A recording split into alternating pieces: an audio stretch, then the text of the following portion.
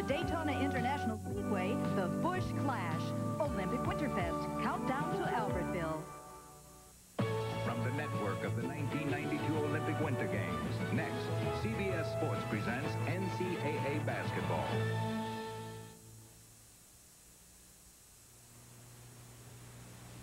Fayetteville, Arkansas is nestled in the Ozark Mountains, and on a Sunday morning is one of the coziest and quietest places there is. Not this Sunday. On this, the 10th of February, 1991, the silence will turn to thunder.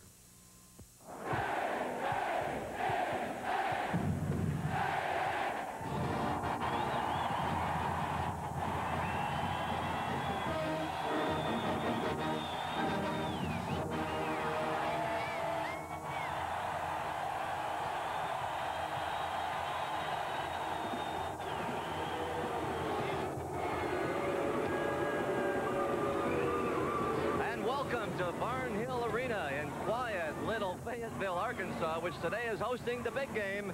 And in college basketball, how do you say big? Try this. Number 1 versus number 2, the Runnin' Rebels of Nevada, Las Vegas against the Razorbacks of Arkansas. And hi again, everybody. I'm Pat O'Brien, and Jim Nance, Billy Packer, and Leslie Visser will join us in a moment. And welcome to the road to the Final Four here on CBS, and to a rather enthusiastic setting for a game that college basketball fans from the desert in Las Vegas to the mountains here and beyond have had on your calendars for a long, long time. Let us begin with the defending champions. UNLV is on some kind of a roll. They have won 30 in a row. They are 19-0 this season. They have been walking, running over and through all of their opponents, and they are quite simply an awesome group of athletes. But so is Arkansas. The Razorbacks are 23-1 and have a little streak of their own, winning their last 20. The experts, and believe me, there have been a lot of them talking this week, say if anybody is going to beat UNLV, it is this Arkansas team here and today. If both teams are telling us the truth, and they've told this with straight faces, they said they haven't thought about this game that much this week. They arrived here at Barnhill Arena earlier this morning. There you see the big O, Oliver Miller, as he arrived this morning. The Razorbacks had one of the toughest practices we have ever seen yesterday in this arena, and they say they're ready today. On the other hand, the Rebels had a terrible practice, and Tarkanian is said to be as nervous as he has ever been going into this game. Well, quite simply, you are going to be treated to some tremendous ball players today, and we begin with Larry Johnson. Besides being the All-America from UNLV, he is basically an all-everything on the court, arguably one of the greatest college players on earth. His partner, Stacey Augmon. You like defense? You're looking at the man, one of the best defensive players in this country. Getting the assignment to cover Augmon, lucky him, Arkansas's Todd Day. The Bone leads the Southwest Conference in scoring, already one of the greatest Razorbacks of all time, and he told me he's been dreaming about this game, and folks, he says there haven't been nightmares. Day gets the ball from teammate Lee Mayberry. Mayberry is the ringmaster for the Hogs and is filling up the books with assist records. One, a durable player. Today's start will be his 92nd consecutive. And you want a coaching matchup? We've got one as well. Jerry Tarkanian and Nolan Richardson. And Jim Nance, the man who will be calling the game for us today, is standing by with the Hogs coach. Jimmy? All right, Pat, thank you very much. At last, the game is here. All season long, college basketball fans have waited for it. Has it been hard to keep your team focused all season waiting for this matchup? I'll tell you, it's been very difficult. It's, you know, Vegas is a great ball club, and they've demolished a lot of basketball teams, and our people have been waiting for this game for a long, long time. Coach Richardson, I have to ask you, other than the tremendous home court advantage you'll have here today, where else do you feel Arkansas has an edge on Vegas in this game? Well, I don't think we have an edge. The only thing that bothers me right now about our ball club is that we're playing one of the top rebounding teams in the country, and we're not even that good on our all-conference. So if we can hold our own on the boards, then we got a chance to do something real well here today. All right, best of luck to you, Nolan Richardson. Let's go across the court now to my partner, Billy Packer. Billy? Thanks an awful lot, Jim, and I'm here with Jerry Tarkanian. Jerry, I don't know when you're going to get one of those pink jackets, but I like it the way they are. You mentioned yesterday a couple of things. The matchup between Augmon and Day, the best defender and the best offensive player at that position. Well, you know, I think Day's probably the best offensive forward in the country, and you know, we think Augman's one of the best defensive forwards, so that should be a great matchup. You used to play a wide-open 94-foot game. You have some interesting theories on the game of the 90, dropping back into more half-court. What is it? We spend all our time now trying to build our half-court defense, Billy, because you play too many games. You know, last year we played 40 games. We played 13 games in February, almost every other day, and you get if you're full court pressing, I think it just wears you down. So we're concentrating on half court now. Jerry, you are now the winningest coach in the history of the game in terms of percentage, which means that you must set some unbelievable goals for your club. All of us think that would mean you got to win today, got to win another conference, got to win another national championship. What are your goals for this club? You know, I've never in my coaching career ever talked about winning a game. Any one of my players will tell you, the only goal we ever set is to prepare ourselves physically, mentally, and emotionally, do the best we can. We have no control over whether we can win or not, but we sure do have control over how hard we play. 183% of them. Leslie, let's go back to you. Billy, Barnhill Arena is considered the Hades of college basketball. It's just as much of a pit as the Depp Dome down at LSU or Cameron Indoor at Duke. It's snug. It only seats 9,000, and it's been sold out for 15 years. Nolan Richardson told me yesterday his first-grade teacher asked him for a ticket. Well, there won't be much crowd support here today for UNLV. The school was allotted only 70 tickets, and those are mostly in the upper deck. Jerry Tarkanian learned a few things, though, in 30 years of coaching. In the contract for this game, he insisted on 3 neutral referees. These officials today were from the Big East, so they're used to noisy arenas. Let's go up to Pat O'Brien, and Pat, I'll try to get you one of those hog hats. I'll pass on that, Leslie. I don't know what that first-grade teacher got in. You know, there's not many places in the country where you spend a good deal of time doing stories on the fans, but as you can see here, this place merits another one. So here it is. Barnhill Arena, built in 1957. This will be the largest crowd in its history today for 1 against 2. And you know, at UNLV, there is an unspoken awareness that this team is flirting with history. It has a chance to go down as one of the greatest teams of all time. They have absolutely swept through the season in 19 games at a record-setting pace. A record-setting pace by average margin of victory, topping a UCLA figure from back in the early 70s. Their largest deficit at any time was 4 points, and they have led in 98% of the time played. Billy Packer at last. We've got UNLV in Arkansas. Your thoughts on this game? Well, Jim, as everybody knows, we did not have an undefeated team in the 80s. Vegas has an opportunity to do that. But in my opinion, this game today will be their toughest test of the year, including any game they play in the NCAA tournament, because they have to play a great club on their home court. Let's talk about some of the players that we'll be keying in on. Of course, the 2 seniors who came back for Coach Tarkanian, Stacey Augman and Larry Johnson. A tremendous testimony to their love and devotion for their coach and the program. You can see the stats there offensively, but the key to these 2 guys, even more than that, tremendous leadership and great defensive intensity. While these seniors lead the Running Rebels, a pair of juniors for Arkansas, Lee Mayberry and Todd Day. 2 members of our national team last summer, very talented. Mayberry with a great assist-turnover ratio. Day, as Jerry Tarkanian pointed out, one of the real gifted forwards in the country.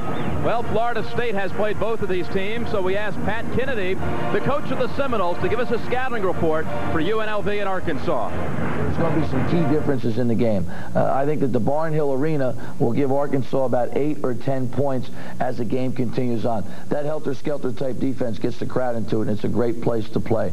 However, I think the half-court defensive discipline of UNLV will win over the 94-foot pressing type defense that Arkansas plays.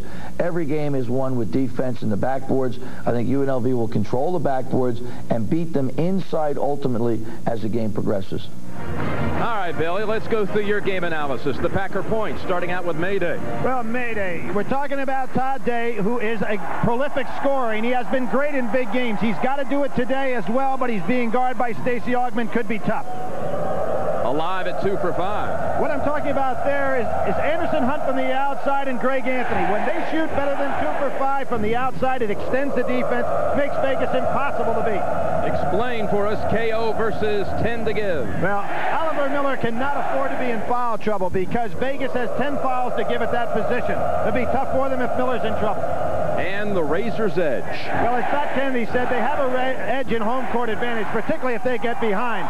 But I really think the edge may be an internal one on the part of Vegas. They know that they're destined for greatness, but greatness can be taken away from them if they lose even one basketball game. So that pressure is going to mount. How do they handle it today will be a key. All right, Billy, as we near the starting lineups in the tip-off, let's get some last-minute details from Leslie Visser. Leslie.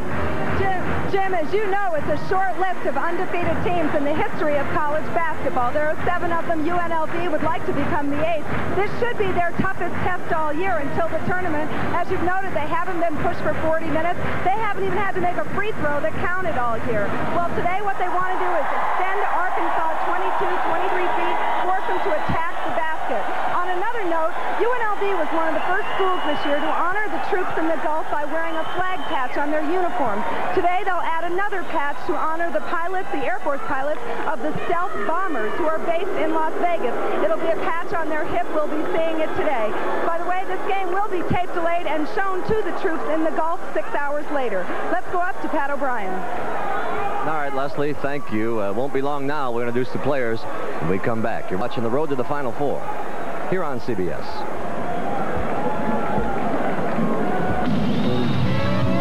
CBS Sports coverage of the Road to the Final Four is sponsored by today's Chevrolet, who invite you to see why more people are winning with the heartbeat of America. Diet Pepsi, you got the right one, baby. And by Reebok. They say the one on top has all the power. Which could be why more truck owners switched to Chevy last year than to any other truck. The top standard horsepower and the top available horsepower, our 454 SS, help make Chevrolet America's favorite half-ton pickup. For power at the top, more people are winning with the heartbeat of America. Today's truck is Chevrolet. Sharp. What goes into some of the world's most innovative business products? Sharp thinking. It's why this high-resolution VGA notebook computer fits in your briefcase. Sharp thinking. It created Sharp's most advanced high-speed copying system. Sharp thinking. It made the world's first desktop full-color fax a reality, and the Wizard electronic organizer a necessity. The one way to meet new business needs with new technology is Sharp thinking about business.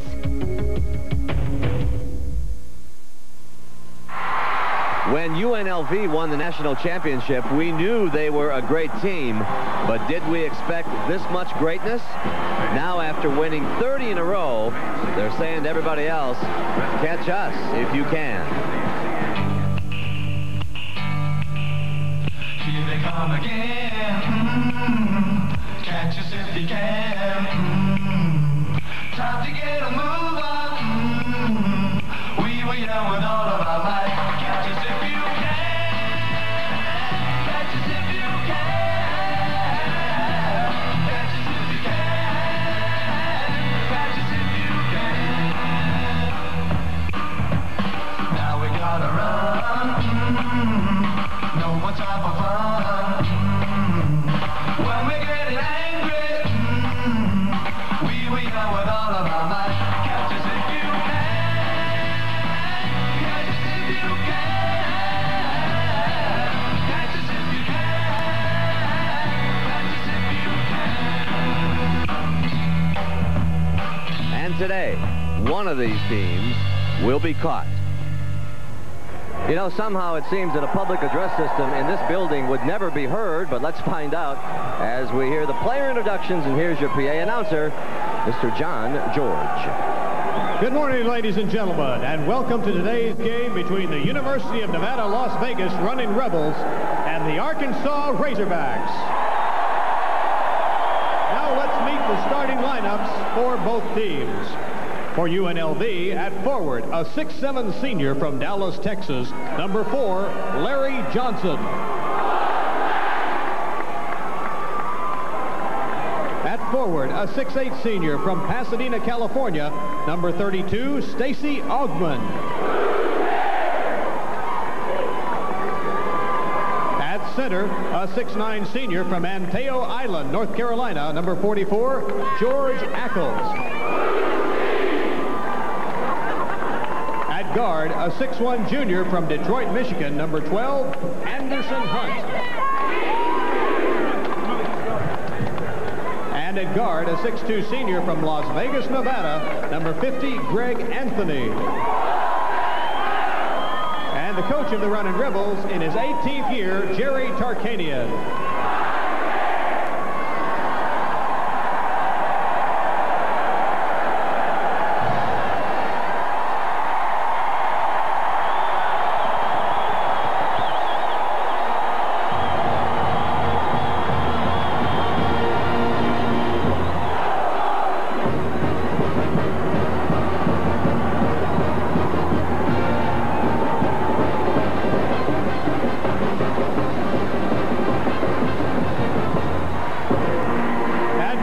Arkansas Razorbacks. At forward, a 6'8 junior from Memphis, Tennessee, number 10, Todd Day. At forward, a 6'8 junior from Richmond, Virginia, number 35, Isaiah Morris. At center, a 6'9 junior from Fort Worth, Texas, number 25, Oliver Miller. At guard, a 5'10 senior from Memphis, Tennessee, number 20, Arlen Bowers. And at guard, a 6'2 junior from Tulsa, Oklahoma, number 11, Lee Mayberry. And the coach of the Arkansas Razorbacks in his 6th year is Nolan Richardson. The talk is over. The ball goes in the air after this final commercial. We'll see you at halftime. Enjoy the game, everybody. If you've ever wondered what it's like to experience the Bavarian Alps, you don't have to go there to find out. Just head for Vail, Colorado and the Sun and Alp Hotel. And you'll get a taste of champagne powder snow and the richest Bavarian cream pie this side of Innsbruck. So if you go, get your skis whacked up and put your Visa card down. Because at the Sun and Alp, they take fun seriously, but they don't take American Express. Visa, it's everywhere you want to be. Great defense starts with your feet. And I have MVP feet. That's why I plan to pump from Reebok. When I'm pumped up, I get support, protection, and a custom fit that's unbeatable. I'm a hot dog, but when it comes to protection, this is no bull. Pump up and air out. Switch to the greatest sports performance shoe in the world, the Reebok Pump. Pump up and air out.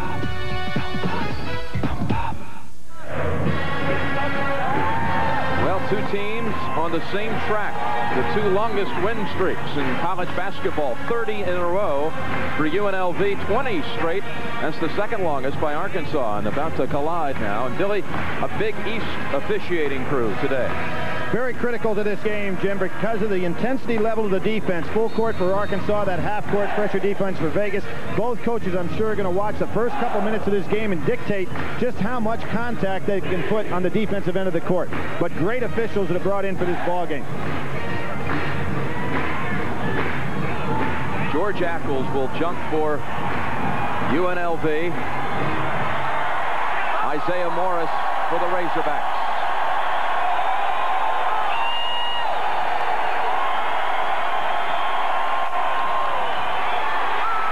Miller. Beautiful pass. Right over to Bowers, who resets it now with Mayberry.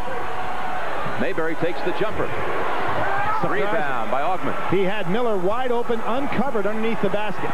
Unlike Mayberry to take that shot. Todd Day almost with the steal. And a travel called on Stacey Augman. Excellent overplay defense by Day, who has always been known as an offensive player till last summer. And he became Mike Krzyzewski's stopper defensively at the forward spot for the national team. He's got some assignment today, Billy. Here's Oliver Miller down low. And was it tied up? No, they call a foul on Ackles. That is called a solid screen that Oliver Miller put on with a beautiful pick and roll play. And UNLV will have to defend that a lot better than they did on that occasion. They're going to say he was in the act of shooting. Oliver Miller will attempt to. junior from Fort Worth, third in the nation. In field goal percentage, 70% from the floor, missing the first. Great shot blocker as well. Probably has, for a man his side, as quick a feet as I've ever seen in basketball. He's an excellent passer, good work ethic. Ackles now gets it over to Anthony, still looking for the game's first points. And quick hands as he really took it away from Augman. Augman gets it back out high, and Hunt delivers it low to Larry Johnson. Good little pass to Augman, slam dunk to get it started on the scoreboard. And a steal by Augman, but he's out of bounds. Jim, I'm going to make a little bit of an appraisal here. If Arkansas, which is their tactic, has that much overplay defense that far away from the basket, look for Larry Johnson to start posting up down low and have a big game inside, because there won't be a lot of help on the double team. Vegas goes zone. Todd Day will take the three. He's a good one. Critical mistake by Anderson Hunt. He's got to recognize who's in that zone. Day has unlimited range. Augman spins past Day in the corner. Hunt, he can shoot the three. He made 6 of them last year in the game against Arkansas, won by Vegas. Quickly down court to Day, and a turnover committed by Arkansas. Arkansas will run that break. Yesterday they worked on their break drills offensively. They start out 1-on-1, they go 2-on-2, 3-on-3, then 5-on-5. They run the break beautifully.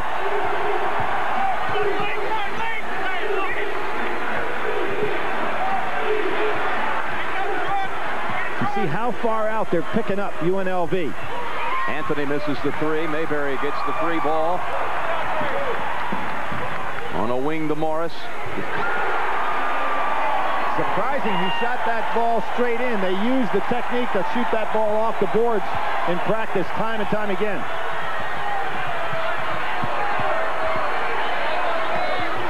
Free is Ackles over Miller. Nope, partially blocked by Miller. He has Bowers. Blocked by Hunt with a foul call. Oliver Miller, one of the great shot blockers ever at Arkansas, will set the career and seasonal records in time. You can see his timing. He stayed down on the floor until Ackles went ahead and made his move, and then went up and beautifully not only blocked the shot but kept control, which he probably does as well as any shot blocker in the country. They called goaltending, Billy, on the basket by Bowers. Goaltending called against Hunt, so Bowers can make it a three-point play with this free throw. As long as that ball was in contact of the hand, I don't know how they could go ahead and call goaltending. I don't understand that one. But Bowers gives Arkansas the three-point lead early. And here you can see full court pressure, not guarding Ackles. Miller back for safety. Miller showing quickness again, batting it out of bounds. Billy, he set the single-season block record in the game against Houston this week, but still a little distance to go before he breaks Andrew Lang's career block record at Arkansas. With plenty of time to go, that should be his. Augman, three-point shot.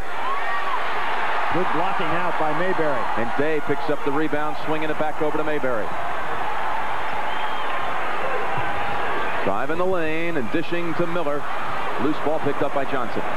Oh, Day saw it coming. And a foul called on Johnson. Ill-advised pass by Larry Johnson. He and Day going after each other verbally. Johnson was trying to get the ball over to Greg Anthony. Without question, he got him with a body. And we see two different bodies going up against each other here in this one. Larry Johnson, one of the strongest players in America. And Todd Day, extremely thin. Jim, going back to Vegas now, in terms of the way this game is being played, it's time to get Larry Johnson the ball down in low. They've been playing strictly on the perimeter. Day, a 75% free throw shooter.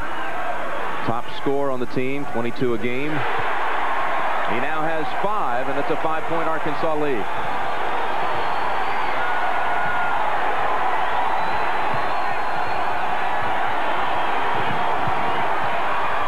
Stolen by Miller. The 4-on-3. Day high in the air. And a foul called on the shot by Hunt. That's his second. Beautiful touch by Day just to get that ball softly up on the rim. even if the shot is missed, they have a putback. The pass was headed for Larry Johnson. There's great anticipation by Oliver Miller, an extremely intelligent basketball player. The good dish. Now watch how soft Day gets this ball up on the rim, knowing Miller's there for the tap-in. Foul was before the shot. They'll bring it in underneath. 4 fouls on UNLV, none on Arkansas. Little off-balance shot by Day, doesn't drop. Anthony, one-handed up to Augmon, another dunk for Augmon. Excellent pass off the dribble, and Larry Johnson made that play by setting the screen, so Augmon had nobody to pick him up. Back to man-to-man goes Vegas. Change their defense from the zone to man-to-man. Trying to slow this game down a little bit, surprisingly. Where did you think this game was headed, Billy? Well, we know that Nolan Richardson wanted to play at full blast on both ends of the court. It looks like UNLV would like to turn it into more of a half-court game. Mayberry missing on the turnaround. Pass. It's a Hunt. What a pass. That was about 75 feet. Strictly with a wrist. 5 for Hunt. There's that solid screen coming up by Miller. He can set him, like you said, Billy, and Mayberry loses control out of bounds. Turnover by Mayberry, but you got to love this point guard matchup today between Anthony and Mayberry. Well, an adjustment's going to have to be made on the solid screens because you can't allow Mayberry to just come off that screen that easily. And he's called for the block as Mayberry. That's the first on Arkansas in the game. And a timeout on the floor.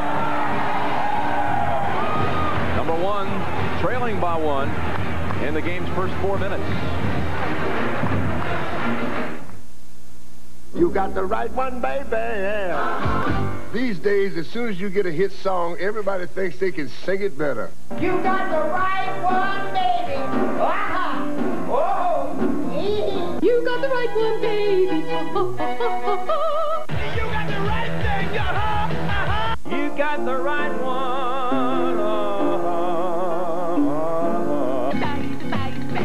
You got the right one, everybody. Infinitely blissful, spiritually wonderful Diet Pepsi. He can do it. He really can. Ooh, Diet Pepsi. You got the right one, baby. Baby, you got the right one. I thought I was great. I hope you likes us. Do I get a call back? How's that? There's only one right one, baby. You got the right one, baby. Yeah. Hey, what's that? Oh, that's our new Chevy. It's an APV. An AP who? Yeah, it's a code. Top secret. We're talking adjustable composite panels. See that? Zero gravity modular seats. Oh, yeah? Resilient mollustic cup polyurea fenders. And it's got this... Chevy Lumina APV. A very original way more people are winning with the heartbeat. Biorhythms. Biorhythm? Yeah. Now it's easy to win with the heartbeat.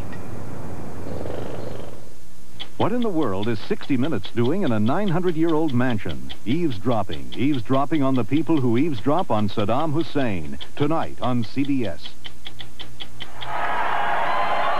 We've seen 2 excellent passes by UNLV from the backcourt. Here we're going to see Greg Anthony fire this ball all the way down to a cutting Stacey Augmon. Keep your eye, however, on Larry Johnson, who is going to set a great screen here to allow Augmon to have the uncontested layup. Watch Johnson setting the screen. Augmon goes in. No way a defender. Now in the next play, we'll see Larry Johnson with that pass I said was about 75 feet, just with the wrist, all the way down there. Hunt lays it in. Great plays. And now Larry Johnson will inbound for UNLV. Jim, I'm still waiting for Johnson in the low post. Here he is. Well, Morris works around him to deny position. Jerry Tarkanian in that timeout said we're going to let Larry Johnson get the ball down inside a little bit. He hadn't touched it yet down there today. You can see how much they're concentrating on the play. There it is. And they got it over Morris, and Johnson banks it home. That's an old junior college matchup between those two today. Well, Tarkanian didn't win 83% of his game sitting over there asleep on the bench, and it was so obvious that that's the place to go with that pressure on the perimeter. 6 unanswered points for the running Rebels. Day drives and in the lane is called for a traveling violation. Todd trying to make a play that Stacy Augmon wouldn't let him have. A lot of jawing going on out there between Augmon and Day right now. Now Augman's turn to work on Day. Takes the step. Miller helped strip it free. And Larry Johnson acknowledged that block by looking at Oliver Miller and saying that was a super play. Augmon had beaten Day to the hoop. Great block.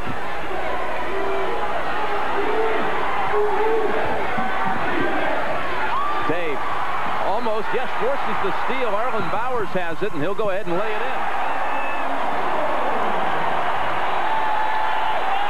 Now Ackles not getting into play. Almost another steal, but it sets up now as a 4-on-1. Ackles, whoa. Block that one. He'd have taken his arm off. Tell you, don't get the arm in the way. Lobbing it over Ackles. And Miller. Perfectly timed pass. Now Arkansas changing their defense a little bit. They're guarding everybody now so that Ackles can't be the guy that gets the easy pass in. Little zone pressure. Back to Ackles, floating down the lane, and another basket for Ackles. 4 quick ones. Day at the other end. Offensive. Oliver Miller showing he can throw the long baseball pass as well. A good job by Hunt getting all the way back on Day. Day's second team foul on Arkansas. The man who usually is in foul trouble for this team, he's prone to be in foul trouble, is Oliver Miller, but not a foul to this point. Now a walk-on comes into the game for Arkansas, Ernie Murray. And Bowers will sit. Hard to believe that a walk-on could play at this level of competition. Number 1, number 2. He has done a fine job for the club. Hard to believe he can't find a scholarship for him. Last year he was a walk-on, one player. Michael Hogue quit the team, and they gave him a scholarship for the second semester. But this year he came back as a walk-on again. Boy, Johnson is clearing out some people in the low post. Anthony drove on Murray and scores the basket. Neither team showing any fatigue at this point, even an emotional fatigue that might take place so early in a ball game. Trying to get the second win, but they don't need it yet. Miller delivers it out high. Murray on the 3. There's the walk-on. Ernie Murray. There's Augmon. And Oliver Miller called for the foul. Augmon was losing control of it as he went up. It's a good clean play, though, by Oliver Miller. There was no question in the mind of Stacy Augmon that he was going all the way to the hoop on that play. Billy, we were looking at some numbers, and in terms of national ranking statistics, scoring offense, UNLV's number 3. Margin of victory, they're on an all-time record pace. But you like the last 2 numbers. Well, those are unbelievable, to be in the top of field goal shooting and also right near the top of field goal shooting percentage defense. Some combination. You can see also rebound margin, 3-point field goal percentage. And that margin of victory is one that has stood for a long time with the great UCLA Walton clubs back in '73. Roosevelt Wallace is in for Arkansas. Has proven to be an explosive scorer. Augmon makes 1 of 2. The long rebound comes back to Johnson, and UNLV will set the offense. Spencer in for UNLV. Elmore Spencer missing the turnaround. Mayberry as they try to get the entry pass back to Elmore Spencer. Oliver Miller would have had a sure lay-in. Instead, it's a 3-point shot. Murray missing. Quick outlet again to Anthony. 3 on 2. Augmon. What we're having right now is UNLV starting to get their break going because Larry Johnson and before Ackles and now Spencer are able to out-rebound them 3 against 2 inside. Wallace traveled. Jim, that could be a factor. If UNLV can release 3 men and count on Johnson and now Spencer to control those boards, then Arkansas can't crash everybody to the board. Dropping it into the 7-footer Elmore Spencer. Oh, boy, they just keep coming up with great players, don't they, Billy? And as we said at the top of the show, K.O. Miller, and they've got 10 to give, and that's what Jerry Tarkanian's doing right now. He's going to make Miller work against 2 fresh people. On Fury in and makes the 15-footer. Led this club in scoring as a freshman. Had to sit out in '89 due to some personal problems, but has come back well since then. Johnson working on Roosevelt. And a foul called on Arkansas. One of the things that's so difficult in guarding Larry Johnson is that he has great moves with the pivot. And as you saw right there, he gets a man up in the air, and he's got all that power and all that body to keep his man away, and then those great pivot moves that he uses. Almost hard to stop him down there without committing a foul. Let's watch now Arkansas with Miller on the bench. And they'll go inside with Roosevelt Wallace and Isaiah Morris as he returns. What I would expect we'd see during this period of time is UNLV to get their break going really well and look for Anderson Hunt to pull up and take a three off the break. How did you like the sedate way that UNLV came out for the starting lineups? Well, I like a lot of things about this team, Jim. We watched them practice yesterday. They've got great camaraderie between this team. There's no hot dog in them at all. They all pull together. Man-to-man. Wallace, somebody blew an assignment. He was wide open. Right, missed assignment. Look at that snap pass to Hunt. He was ready for the three. Murray knew where he was. Good move.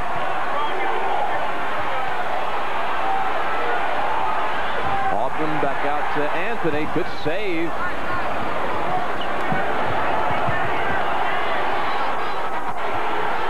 Spencer a little shaky with his ball handling. There's three. Air ball by Hunt, but off the hands of Morris. And a timeout. Timeout on the floor. Now Vegas has taken the lead. UNLV with a 2-point lead nearing the midway point first half. Those April showers. Dinner with Amanda. You remember that? Conference in Colorado? Ah, yes. You used to hate April. Taxes, sorting through receipts. But as a Gold Card member, you get this year-end summary of charges. Itemized, civilized, far less taxing. Whenever April showers. The Gold Card. Only from American Express. Don't leave home without it. Sal, have you checked the batteries in the flashlight lately? Yeah, sure. I'm dead. A reminder to check your batteries with the copper top tester. It's free and only from Duracell. Extra strength Rolaids antacid. Stronger because it has more calcium carbonate. More than any Tums tablet. And salt-free. More calcium carbonate and salt-free. This settles it once and for all. Wouldn't it be great if instead of being in hot water with your boss, you were in warm water, the Caribbean, and swimming toward you was a beautiful fish? No, it was a woman. And yes, she had beer, Keystone. The premium gold-filtered beer in a can that tastes like beer in a bottle because of Keystone's specialty line can. And wouldn't it be great if you told your boss to take that job and sure, I'll have another. Keystone and Keystone Light. Bottled beer taste in a can. Wouldn't that be great? Now you got a real big chew, okay? All right. The very best of the Ed Sullivan Show, next Sunday. Jim Nance along with Billy Packer. Pat O'Brien coming up at the half. But Leslie Visser joins us right now with a report. Leslie?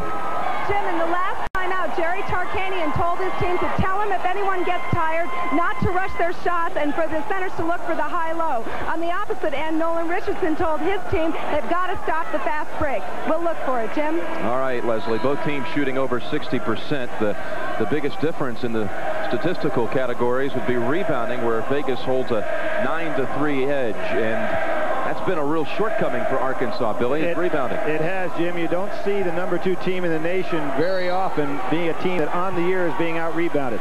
The high-low post is to get Larry Johnson open, and there was the case. Another great block. That time by Morris. Surprised Johnson that he was there on the weak side. Anthony bats it out of bounds. Oliver Miller will come in now. They'll take out Wallace. We have some wide bodies in this game, regardless of the size in terms of height. Wallace looks like a defensive linebacker. Bowers could be a defensive back. Oliver Miller could be whatever he wanted to be. And Larry Johnson may be the thickest player in college basketball. Spencer unblocked. Fury gets it back. Gets the pass underneath. Miller Spencer's got to protect home base first before he takes off on the break.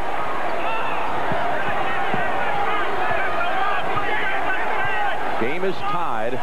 11 minutes to go, first half. Anthony on the jumper. Too strong. Rebound underneath Johnson. He'll lay it in.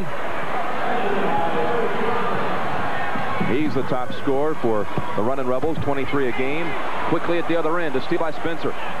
Will Hunt dunk it? Yes. But Jim, this is what I see unfolding. And that's the fact that the defensive balance is not there. Anytime Mayberry drives, Vegas is sending 2 men long. Another turnover. Bowers threw it away. Morris was cutting to the basket. Todd Day returns to the lineup for the Razorbacks. Later today, LSU and Duke. You know, Duke in non-ACC games at home, Billy, has won 63 in a row.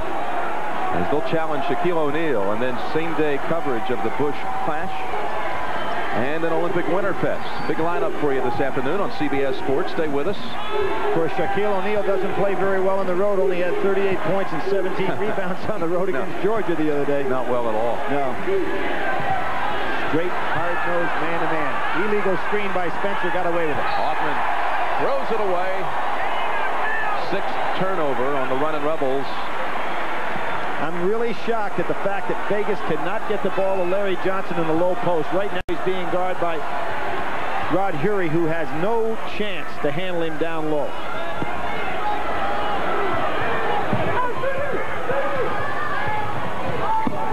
Day got a screen for a moment, so Johnson makes the switch. Miller is there for the offensive rebound. Spencer the outlet man, but he gets rid of it wisely in a hurry. Good double team. Anthony finds Augman on the baseline. That's 3 dunks in the first half for Augman alone. And another errant pass by the Razorbacks. But that's the way they play, Jim. They're going to force that ball up the court on all occasions, normally wearing the other club down. But Vegas is in excellent shape, and they're deep, so I don't believe that's going to be a factor in this game. Here's a guy that gives them more depth at UNLV, Everett Gray. He brings 9 points off the bench for Coach Tarkanian. In less than 20 minutes of play in a game. Here he'll have a chance. Oh, as he goes up for the dunk, Miller takes a piece of the arm. Two on Miller now. Team foul number 5. What happens to a great shot blocker is most people try to avoid him. What's taking place right now in the case of Augman, Spencer, Johnson, and that time Gray, they're taking the ball right to Miller, which doesn't give him the room to maneuver as a shot blocker. Consequently, he's picking up the fouls. Right. One more, and Nolan Richardson's going to have to put him down for the remainder of the half.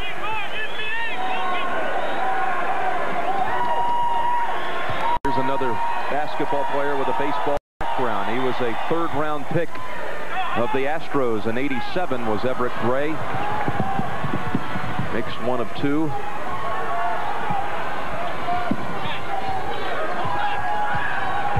Still trying to figure out the nickname for Bowers, how it works. They call him Truck at 5'11". Well, he was a great running back as a junior high school football player. That's where he got the nickname. And Miller score it, and a foul.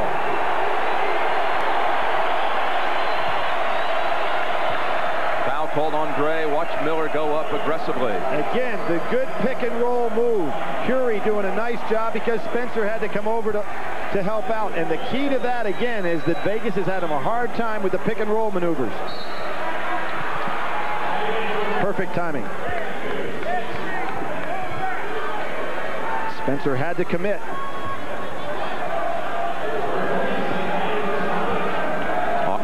Comes back in for UNLV. Miller will shoot a free throw. Here's the least likely guy on campus that needs a bodyguard. But how does he come to Barnhill today? He's got 2 policemen. One on each side. He looked like Frank Broyles after a winning football game. Not a good pass by Larry Johnson. Great what a save by Anthony. And Spencer wasn't ready for it. Miller snaps it. The Day dunk time. Now what's happening? Vegas has got themselves a problem in their alignment. Spencer is too often in a position to be the ball handler in the middle, and he's not capable. Good run by a pressing team. The dunk ties it. Day is fouled as he was about to pass it back out high to Mayberry. Spencer's first, team foul number 6. And we see Spencer right there, and it's really not his fault. He's in a position that he does not play well. So when you're passing to somebody, you've got to remember who he is, and he got caught in the open court area right there. This young man's going to be an outstanding player. He's going to have to work on his footwork, but right now this game is kind of getting by him right in regard to the technicalities of the way Arkansas is playing. Ackles was back in for UNLV. Day was disappointed. He wanted free throws, but they brought it inbounds underneath. On the missed three and the rebound fight. Gray is called again. That's his second. And now they're in the bonus at the 1-on-1 with the 7th-team foul.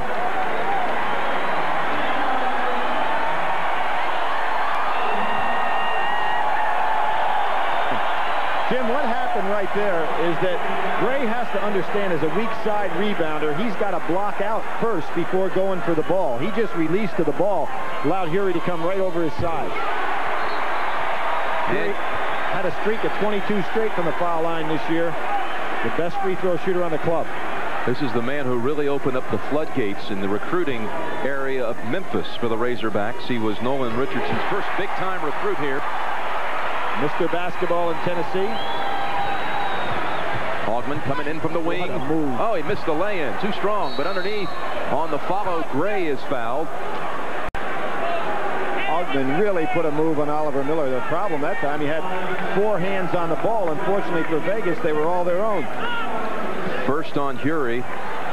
Foul was on Hury, 6th team foul, and at the conclusion of this game, Billy and I will select a Chevrolet most valuable player of the game from each team, and in their honor, Chevrolet donates a $1,000 scholarship to the General Scholarship Fund of each school. Jim, one of the things that makes Stacey Augmon, in my opinion, maybe the most valuable player in the United States, is he is now in the backcourt. So no matter where you put him, he can guard any one of 4 positions. He'll probably be on Mayberry now, shifting up on over from playing against Day. So a different matchup.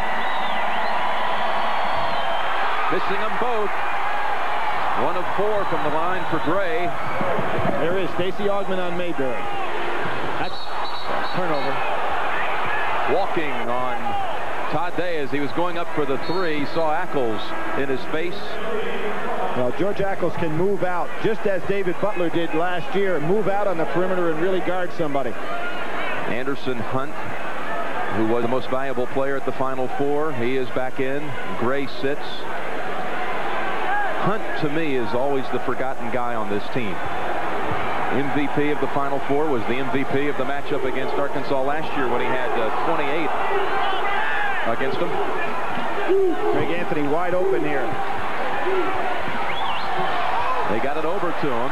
Hits the side of the backboard, and now it's a 2-on-1. Day will shoot it over Hunt. Soft rebound comes back to Day, missing the short one. There's your principle of verticality, a very well played situation by the defense and by the referee not to call a foul. Blocked by Miller. Day has it. 3-on-1. Lobbing it to Hury. 4-point Arkansas lead. Hury off the bench with 6. You notice when Miller blocks a shot, how he keeps it in play. Probably does that better than anybody I've seen on the college level. Not a good pass. What a catch! Ackles somehow came down with it. Now Miller to Day. What a pass! That's the largest lead of the season on UNLV. A 6-point lead. And a timeout called by the Runnin' Rebels.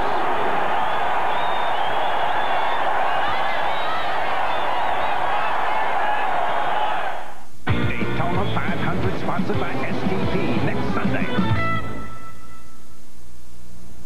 When you're 5'8" and 140 pounds, you don't play a power game. You use your head, your ground strokes, and my secret weapon, speed. That's why I picked the pump from Reebok. When I'm pumped up, I get support, protection, and a custom fit. So if you want to beat those rock and roll tennis guys, pump up and air out. Switch to the greatest sports performance shoe in the world, the Reebok Pump. Pump up and air out. 160 horses. That's what Chevy S10 packs into the biggest V6 engine ever put in a compact pickup.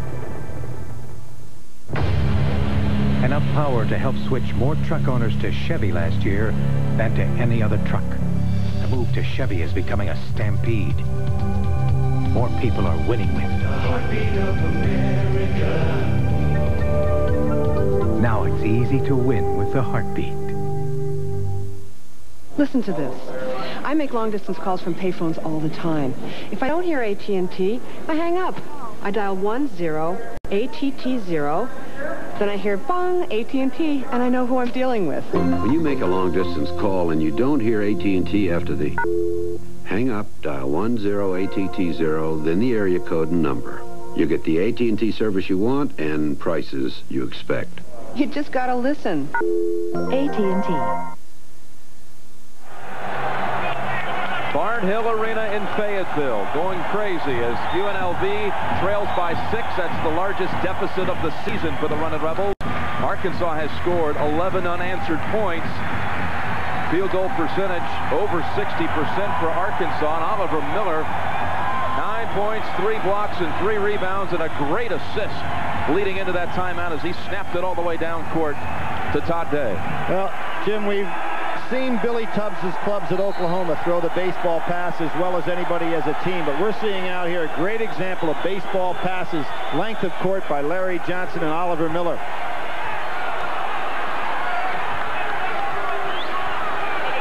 Change back in his zone, one time down after a timeout. Johnson starting to try to use that left hand. They need to go him more inside.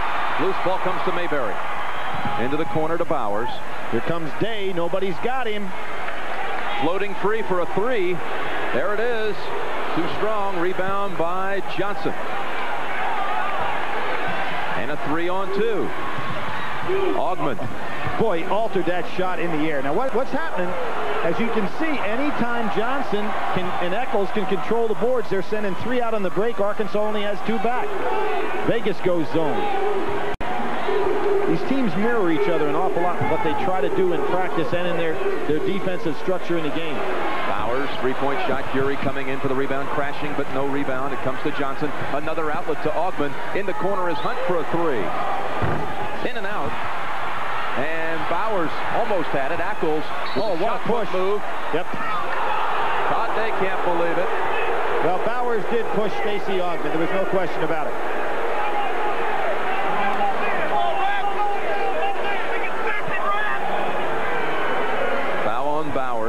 His first, team foul number 7. This is the all-time record for scoring margin or margin of victory, and UCLA and that team back in 72, 30.3. And UNLV is almost, well, they're 2 points ahead of the pace right now, Billy. And you have to remember a couple of things about those margins. Back in those days, there was no shot clock, so therefore teams could hold the ball. So you have to give UCLA some incredible credit then. And there was no 3-point shot as well. So every game now has to be played at this type of pace. So I would say that because of the rule change, that statistic probably doesn't mean as much as it should. Clyde Fletcher is in for Arkansas. His first appearance. Zone defense now, 2-3. Blocked from behind, but they call it a foul. They say Anthony got him on the top of the head. Gives a little slap. Now, in this particular defense, Mayberry, primarily ball handler, is capable of a 3. So is Bowers and Hury. So they do have 3 3-point shooters, even though Todd Day's not on the floor. Mayberry with an assist to turnover ratio on the season of better than 3-to-1, but which is outstanding. I mean, that would in some years lead the nation in that category. But how about Greg Anthony this year? 6-to-1. Chris Corsiani leading the nation in assists. Mayberry not far behind. But they're not giving Hunt anything outside at the 3. He's open now. Got it back over to him. And the perfect 3 by Hunt. Against the zone, and what was smart about Anderson Hunt there, he stayed in position, realizing the zone was moving away from him. Now the 1-1-3 defense by UNLV. First time they've shown it today. Bowers penetrates past Hunt. And the rebound. Johnson sees a man up ahead. It's Hunt. Mayberry shakes him out. And he still finds a way to get it down. And it may be intentional. Should be, Billy. Yep. And but I don't think they're going to get the call. It should be intentional with 2. He tackled him. How about the pass, though? We talked about the baseball pass. Larry Johnson, with a flick of the wrist, throws it about 60 feet. No question it has to be intentional. Shot goes. Larry Johnson just fired that ball on a line. He's thrown more strikes today than Walter Johnson ever did. Hunt misses the opportunity for a 3-point play. However, UNLV's back ahead by 1. This is a team that has not trailed at halftime since last year's Final Four when Georgia Tech led them by 7 in Denver at the half. Remember, at Vegas, though, Arkansas last year in the regular season led by 4 at halftime. They. Just enough of the... In that particular case, Anthony, coming from behind, it's so difficult as a jump shooter, knowing that guy's chasing you from behind. You feel he's going to get a piece of the arm.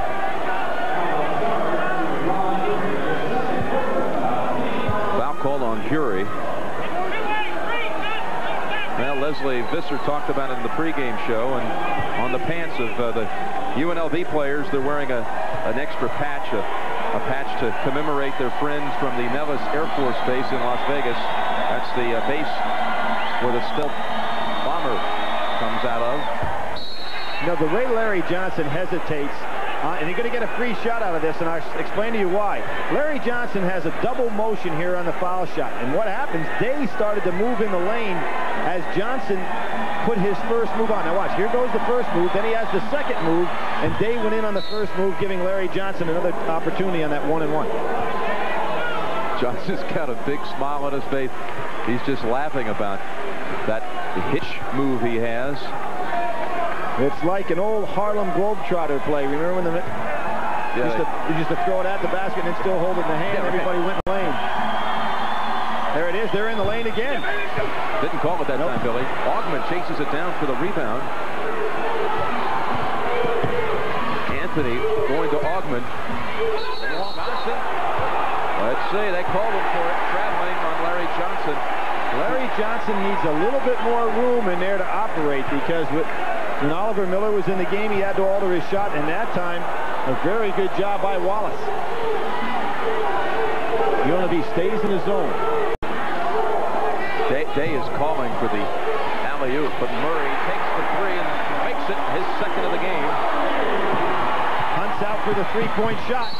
And look at Bowers reach in, knock the ball loose. They thought it was off the foot of Augman. But they're saying a foul on Bowers. His second. Team foul number 10. So we'll call it the double bonus, a 2 free throw shooting situation. Next Sunday on CBS Sports, we'll have the Daytona 500 for you, starting at 12 Eastern time. By the way, Davey Allison has the pole position for that race you'll see next Sunday. Did it surprise you, Billy, when Augman and Johnson decided to come back this year? At that time, it looked like they would not be eligible for the tournament. Well, they had a lot of options. You know, they could have gone pro. The other thing they could have done, they could have transferred out and played for some other school. But they have tremendous loyalty and devotion to, as I mentioned at the top of the show, to Jerry Tarkanian and their school. So I applaud them. Wallace, blocked by Johnson, gets it back. And the tip-in try by Morris. Ackles gets it for UNLV. 4 minutes remaining in the first half. UNLV with a 1-point lead. Tough shot. Tough shot. He wasn't ready. Had Bowers right in his face also. Here's the walk-on, Ernie Murray. You notice how Anderson Hunt is setting up over in that spot, but he's got to realize that Arkansas is playing him all the way for the 3. Maybe even pump fake, drive by, and look inside. Day with a tough pass to Morris, and it's knocked out of bounds off UNLV. Got a timeout with UNLV coming back from 6 down to take a 1-point lead. On every trip you take in a Chevrolet, hundreds of hours and millions of dollars have been spent to help make it a safer one. In fact, there are more MDs and PhDs working for your safety than any other car company in the world. So if this looks like an uneventful trip, we worked hard to make it that way. Mile after mile, more people are winning. The heartbeat of America. That's today's Chevrolet. Who guarantees overnight air delivery before 10:30 to the most places across the country?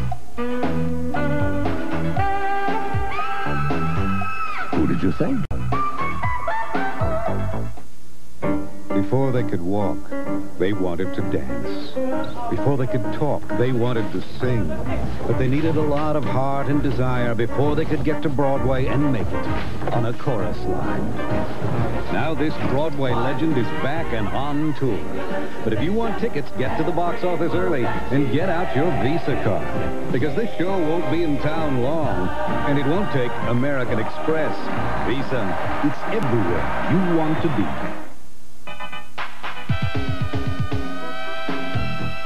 Who guarantees overnight air delivery before 10:30 to the most people coast to coast? Who did you think? UNLV 42-41. Pat O'Brien's coming up at halftime, but let's check in with Pat right now. Pat?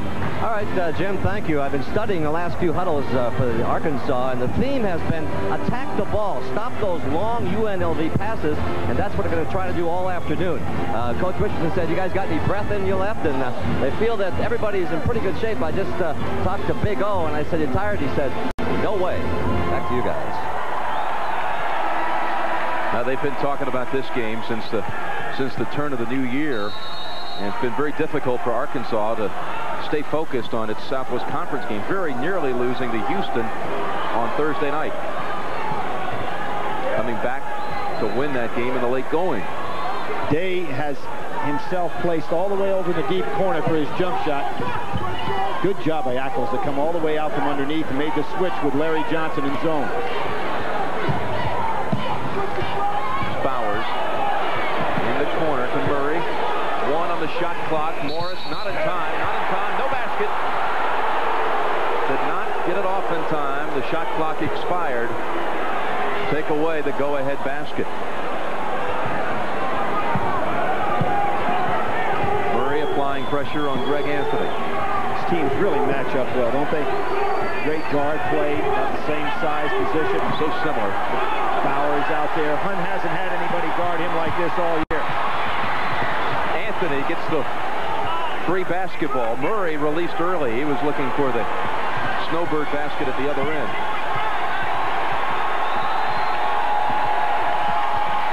And there's a steal by Murray, working hard. Wallace didn't realize Day was behind him. And after a 3-on-1 opportunity, shuts down for him. They'll reset with Murray taking over the point spot with Mayberry on the bench. Bowers make a move past Augman, driving the baseline. Murray. His third try for a three. Doesn't hit that one. First time today. 3-on-2 at the other end. Whoa! Yes! I thought that was over the basket. I thought it was over the entire backboard.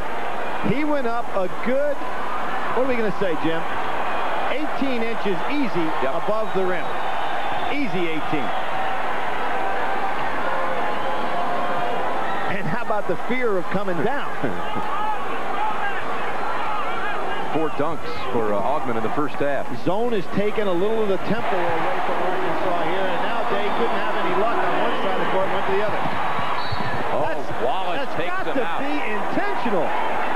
It's the second time today. Wallace just ran into him. No intent whatsoever to play the ball. So right after Todd Day ties it again, UNLV. Look, if that's not an intentional foul, then there's never been one in college basketball. You've got to call this. Now we're going to see the lob pass. I said 18 inches. I probably underestimated. That could have been 2 feet. Yep. But, Jim, on that call, the way these players are playing, you can't allow a fellow to come down and make that kind of almost tackle in the open court area. You've got to set a precedent there. I'm very surprised. Second time today that the call has not been made, and that one was an obvious one. So Augman will shoot 2. Look at his numbers in the first half. It's already already over his average. He averages 17. He now has 18. Well, Stacy was 9 for 11 against Michigan State, 9 for 12 against Rutgers, 9 for 12 against UAB. He has put some numbers up. 1:30 to go in the first half. So they stay in the zone. UNLV's played a lot more zone in this game than I anticipated, particularly when you consider the perimeter shooters that Arkansas has out there. Bowers 3. Boy, this guy has really turned it around in the shooting department since last year. A career 40% shooter, now 53%. Zone press. Augman tries to beat it with the dribble. It's off the foot of Augman, and luckily Anthony picked up the loose ball. Spencer dumps it inside to Johnson. Oh, in and out. And Fury has it knocked out of his hands, out of bounds, Arkansas basketball. Larry Johnson just turned, realized he's supposed to put that one away down in low. He has not gotten out in track so far today on offense. And here's that 1-1-3 zone. Now watch the switch out front. Augman and Anthony will go ahead and cross after the first pass. They hold their ground as Arkansas looks like they just want to hold it for one. No, they'll run it down to about 15-20 seconds left on the game clock. That's as far as they can go with it. And you know what's so tough in the zone right now is that Arkansas has surrounded the zone with 4 excellent three-point shooters. Bowers, Mayberry, Day, and Hury all can hit it from out there. They've really extended that zone. Must move it now. 5 on the shot clock. And not a good shot. Mayberry makes it. Oh, an off-balance 3. That was taken too early, but there's Augman alertly picking it up. Keeps it alive 3 times, 4 times. And the half is here. For the first time since Denver, UNLV trails at the intermission. By the same margin they trailed Arkansas last year in Las Vegas. UNLV came back to win that game a year ago, 101-93. 12 lead changes in the first half, and the score at halftime, Arkansas 50, and Nevada, Las Vegas 46.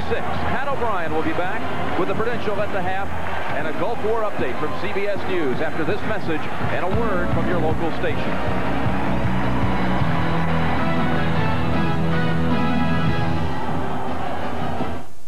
Hey, wouldn't it be great if you could just get away from it all right now and go fishing? Yeah, just you, a couple of friends, some fish, and a beautiful supply of beer, like Keystone, the premium cold-filtered beer in a can. It tastes like beer in a bottle because of Keystone's specially lined can. Yeah, wouldn't it be great if the only other person for miles around was the pizza delivery guy? Keystone and Keystone Light, bottled beer taste in a can. Wouldn't that be great?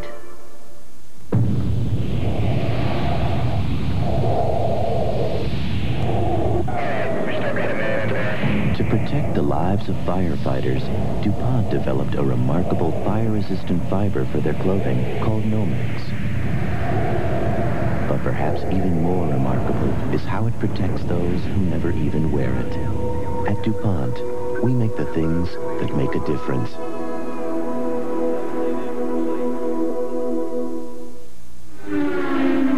Because there are races that last 24 hours. Because there are rallies that last 4 days. There are high-performance tires, Gold Michelin's. This is the week to buy Sears Easy Living Premium Paint. Because during Sears President's Day sale, both satin finish and low-luster semi-gloss are at a remarkable price. On sale through President's Day. Only at Sears. What in the world is 60 Minutes doing in a 900-year-old mansion? Eavesdropping. Eavesdropping on the people who eavesdrop on Saddam Hussein. Tonight on CBS. This is CBS. Well, after all, it's still a car. It's not like it had 6 wheels or nuclear power or something. But what it is the first car made in this country. From scratch. The way it's made. The way people care about how it's made. It's all new. We're proud of this car. It shows what you can do when you're willing to start all over again.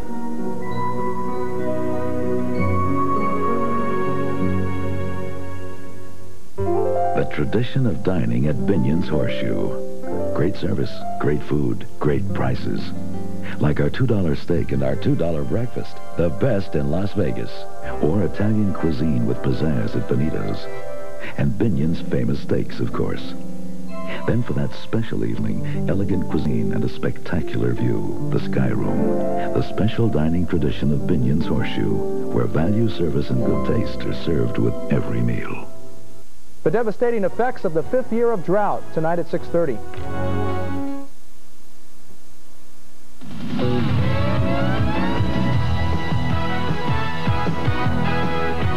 CBS Sports presents The Prudential at the Half, sponsored by the companies of the Prudential. Come to the Prudential and build your future on the rock. From Fayetteville, Arkansas, you are part of 1991 season history. UNLV has not trailed at the half all season, but it's nothing new to Arkansas. They have led at the half in every game this season. Hi again, everybody. I'm Pat O'Brien, and welcome to halftime. Before we begin here, let's send you quickly to New York City and a report on the Persian Gulf from Connie Chung of CBS News. Good day. I'm Connie Chung, CBS News, with an update on the war. Defense Secretary Dick Cheney and General Colin Powell are heading home from Saudi Arabia after checking to see whether Allied forces are ready for a ground war. They'll brief President Bush tomorrow. Cheney refused to give any timetable for launching a ground attack against Iraqi forces in Kuwait. He said that is up to the president. The U.S. military reported today that a Marine Corps Harrier attack jet was shot down over southern Kuwait. The pilot is missing. It is the first U.S. aircraft down by Iraq in more than a week. That brings the total loss in combat to 15. Stay with CBS News for continuing coverage of the war. Also join us tonight for all the latest developments on the CBS Evening News. I'm Connie Chung in New York. Now back to Pat O'Brien in Fayetteville, Arkansas. Pat?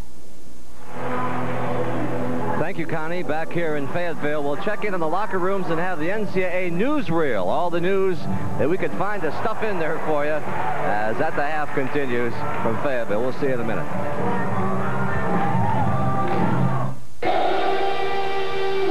So how many cars does Mercedes test crash every year? Oh, I say about 100. You can never learn enough. Ever since we had it patented, we have been improving this concept of the energy-absorbing car body. But other companies use the concept.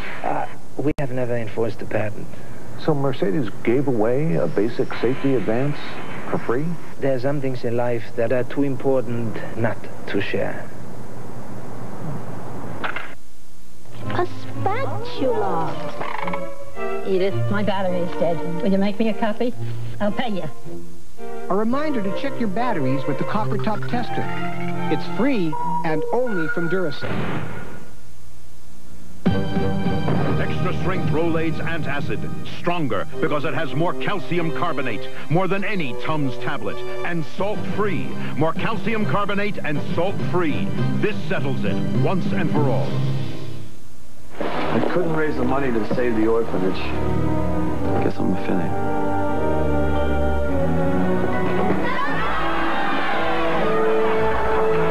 Hey, Larry Milligan from Wall Street! I've invested in their future. All you needed was some faith. And friends. In the movies, happy endings are easy, but in the real world, they take solid planning. So for peace of mind, investment advice are the home of your dreams. Come to the companies of the Prudential and build your future on the rock. From the day they fell in love to the night you fell in love with them. We've got a hit on our hands called I Love Lucy. But that was the Lucy and Desi you only thought you knew. What do they have that I don't? Based on their intimate, true story. You happy, honey? Very. Me too. I'm pregnant. Lucy and Desi Before the Laughter, tonight. The music event of the year is coming February 20th. Wow! The Grammy Awards. That fella in the middle there with the hat is one of the guys who waited a week outside to get inside this basketball game, and it has been everything that everybody had talked about all week, and you're looking at one happy hog right there. Well, it's February 10th, and that means we are 32 days away from March Madness, the first day of the tournament, but that doesn't mean that February doesn't have any stories, and that's why we have the NCAA newsreel to bring you all the news that's fit to watch.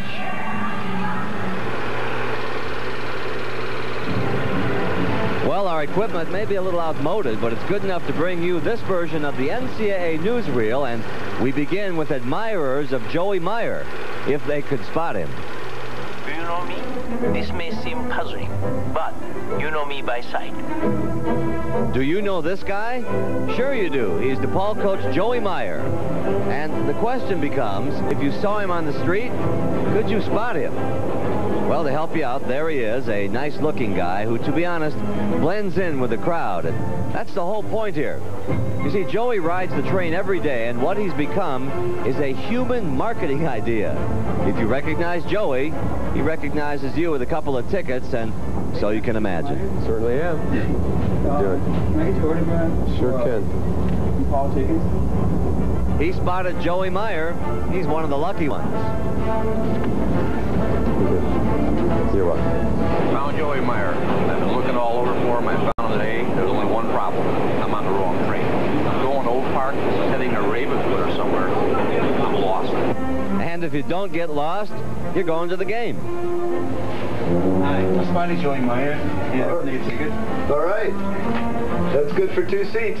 Right. You want, we have upper level and lower level. Lower level. Of course he wants lower level. But for us, let's look up for a minute. And at BYU, they all look up to 7'6" Sean Bradley. He's not standing on anything, folks, and try shooting over this one. Anyway, guess who Sean has always wanted to meet? Manute Bol, his match. I've always wanted to meet him because, I mean, he's one of the few people in this nation, basically, that are taller than I am. So I wanted to see what it was like to physically look up to someone. I look up to a lot of people, but to physically look up to someone, I really haven't ever done that for a long time. And so there they are, and yes, we are gonna say it, the towers. If they stood on top of each other, they'd be a 2-story apartment.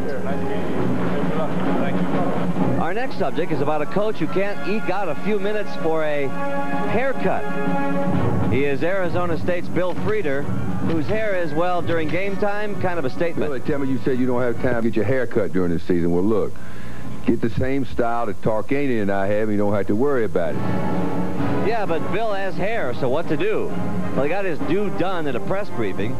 A little off the top, a little off the side, and Bill Frieder's a new man. Or is he? I don't have time for a new look. In fact, as soon as he cuts it, I mess it up.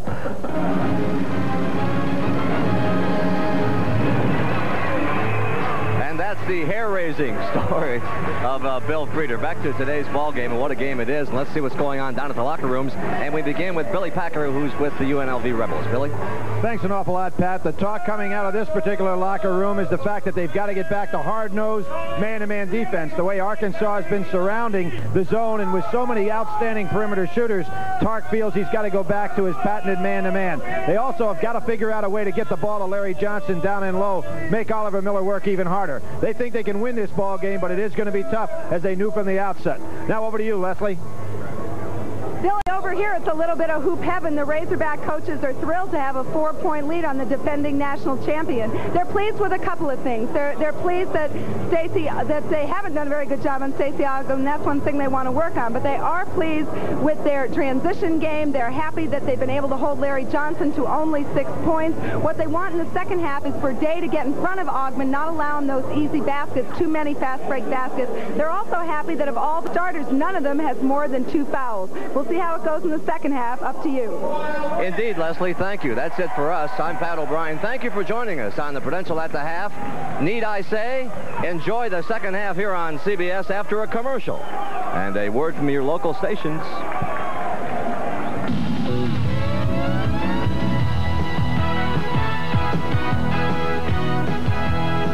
The Prudential at the Half was sponsored by the Prudential.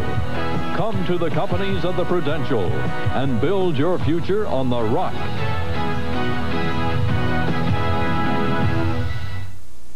From Gillette comes Sensor, the only razor that can sense and adjust to the individual needs of your face. Sensor blades are mounted on responsive springs to continuously sense and individually adjust to your face. The closest, safest, most comfortable Gillette Sensor, together with the richness of foamy shave cream for the best shave a man can get.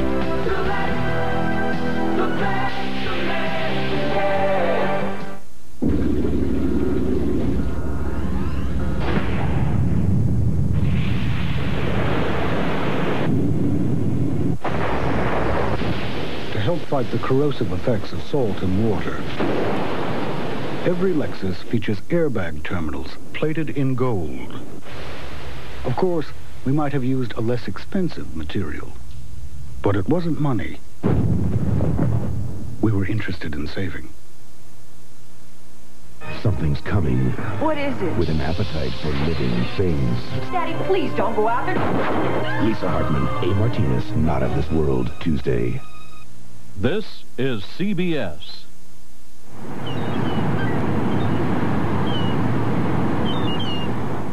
Straight from the ocean to the Frontier Hotel and Gambling Hall. The freshest fish in Las Vegas, served in an atmosphere reminiscent of a Caribbean hideaway. It's the St. Thomas Seafood Grotto. Every day's a new fresh catch menu, and it's only at the Frontier, where Las Vegas plays. At Plant World, you'd expect to find plants, and you do. Beautiful, healthy, hardy plants. But you'll also find the largest variety of indoor and outdoor plant material, and the continual savings on all gardening supplies. Plant World's February fertilizer sale features 40 pounds of Ultra Fortified. Your choice, $8.88. Plant World has been making gardening easier for Las Vegans for over 23 years. So when you're looking for quality, service, and selection, shop Plant World, 2 locations, and discover the value of high quality. You're watching Channel 8, Southern Nevada's 24-hour news source.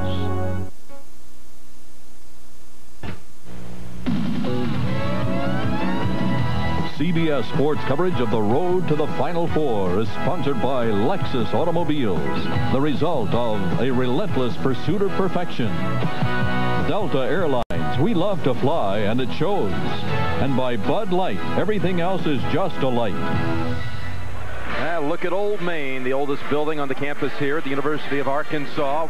And number 2 leads number 1 at the intermission, 50-46. Jim Nance along with Billy Packer. Billy, does this surprise you at all here at the intermission? Well, it really doesn't. I'm surprised somewhat in the fact that UNLV went to the zone as much as they did. I'm also surprised they haven't been able to get the ball down in the low post to Larry Johnson. But Arkansas is a quality club. They're playing their kind of game. And when you can see, whenever it becomes a full-court 90-foot type game, Arkansas goes in a spurt. Maybe, you know, even 11-0 run, I believe they had at one time. When it becomes a half-court game, it's usually UNLV's. It's going to be interesting to see if this is anything like the second half of the other game that UNLV was behind at halftime, which we remember so well against Georgia Tech. Yeah, and they shut down Georgia Tech the first 9 minutes of that second half without allowing them a field goal.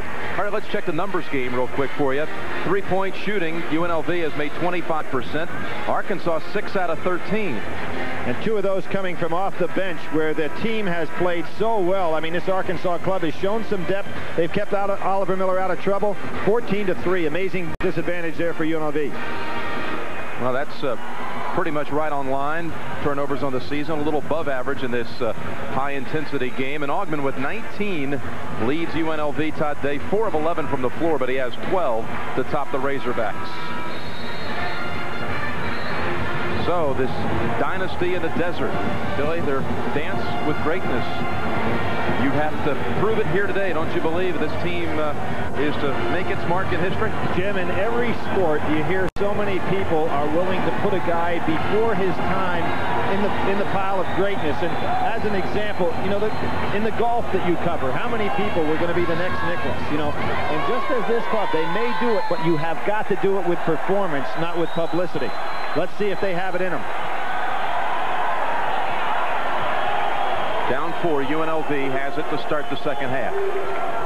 This team trying to become the first repeat champion since UCLA, 1972 and 73. And Arkansas starts in their 2-3 matchup zone. Ackles gets the generous roll, and it's a 2-point lead for Arkansas. Good job by Ackles to fill in the middle of that zone, get that nice, easy jumper. Miller, a perfect 4 for 4 from the floor in the first half. Dumps it to Morris, turnaround, no go, and out of bounds off Day, who is blocked right into the official and takes him out also. Good job by Greg Anthony, and Anthony hurt his leg a little bit. That official really went down as Jimmy Burr. Of course, he did not make the call there. He's just trying to get himself back together again. A real tough competitor. You see what happens right here. See, Anthony goes ahead and sets the illegal screen. Burr gets hit by Todd Day and goes down. It's like he hurt his neck a little bit. I think he landed on the front row of the seats over here, Billy, against the footrest. See Todd Day crashing in beautifully on the boards, and there's that screen that should have been a foul on Anthony, not called. The reason it's not called, Burr, of course, is laying on his back. Tough guy. Nice congratulations by Todd Day. He's up. And smiling. He said, I had position. I drew the charge. Well, he's lucky that it was Day who hit him. You had about 185 pounds and not a Larry Johnson or an Oliver Miller. And there we see they stay in the 2-3 zone now with Miller in the middle. Anderson Hunt out here looking for something. Great bounce pass. And Larry Johnson ties it at 50. Well, what a pass. And a steal by Anthony. He leaps into the air, bats it down, and is able to retrieve it. Good come around. Oh, what a pass there. Did you see what Augman had in mind? Yep, but Johnson saved it also. Stacey Augman had in mind to not only save it, but to make a pass with a left hand. I think it even caught Johnson by surprise. Well, this may catch you by surprise. If I had to pick one player in the United States in terms of his versatility and what he can mean to a basketball team to win a game, and I had to make that choice between Larry Johnson and Stacey Augman, I'd have to go with this fellow right here because of his versatility to be able to do so many different things. Morris was called for the foul. That's his first. That doesn't surprise me, the versatility. And not to take anything away from Larry Johnson either, because, of course, he's very versatile as well. But Stacey just can guard so many different people. First 6 points of the second half to the running Rebels. Mayberry has it swatted away, and here comes a 3-on-1 for the running Rebels. If I'm Nolan Richardson and they score, I go timeout right here because the run is on that he can't afford to let happen, even on his home floor. 8 in a row for Vegas, and a 4-point lead. Hasn't used any. Day, the long three, front of the rim. Augman tries to get the break going. Got Johnson on a lob. They've got Hunt in the corner. It's a 3. Ackles pulls it down. Into Ackles. Oh, right over Miller. And that's 10, the first 10 of the second half for UNLV. Now the timeout is called by Arkansas. Well, Billy, we talked about the Georgia Tech game last year in the Final Four. Same kind of start to the second half for Vegas here.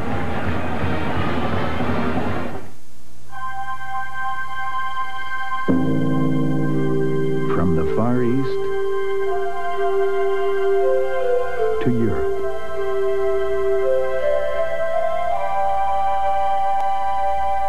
Across the Caribbean and throughout North America, only one airline covers so much of the world with so much warmth.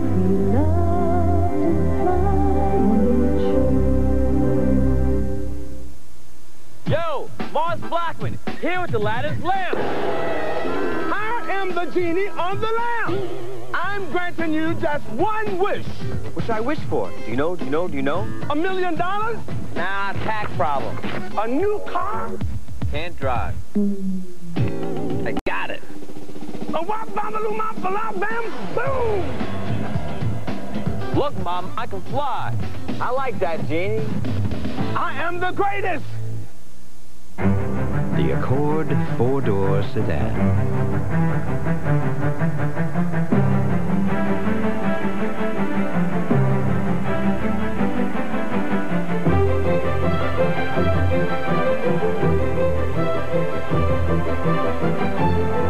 We took a good idea and built on it. Introducing the Accord wagon from Honda. The world's fastest auto race, a 50-mile dash at Daytona, the Busch Clash, today on CBS Sports. UNLV storms out of the locker room to start the second half. Let's get a report from Pat O'Brien. Thanks, Jim. Last Arkansas huddle. No strategy talk, just a simple speech from Nolan Richardson. Said, you came out dragging, now let's go back to work. As simple as that. Let's go back to you. All right, Pat, and he told us yesterday at practice, Nolan Richardson did, that he has stressed to his team that basketball, and particularly in this game, it's going to be a battle of streaks. We're going to have some streaks go against us, so be prepared for it, but we're going to have them come right back our way at some point also. Set their offense up a little bit higher now, trying to make sure they get a good shot off a set play here, and they've got one. Miller has it, right off the glass, hand position on Ackles. There's one of those excellent timeouts by a coach, get his team settled down. Couldn't afford to run. Curie on Johnson. They've got to get Johnson free for a shot inside. He's got a weaker player playing on him physically, and they just can't get him the ball. Well, he's trying to post him up. And we got a whistle for the foul called on Bowers. Right, the double team by Bowers. The problem was that Augman, with his size at 6'8", maybe even a little bit bigger, was able to play over his head. That's the third on Bowers. Or truck, if you will.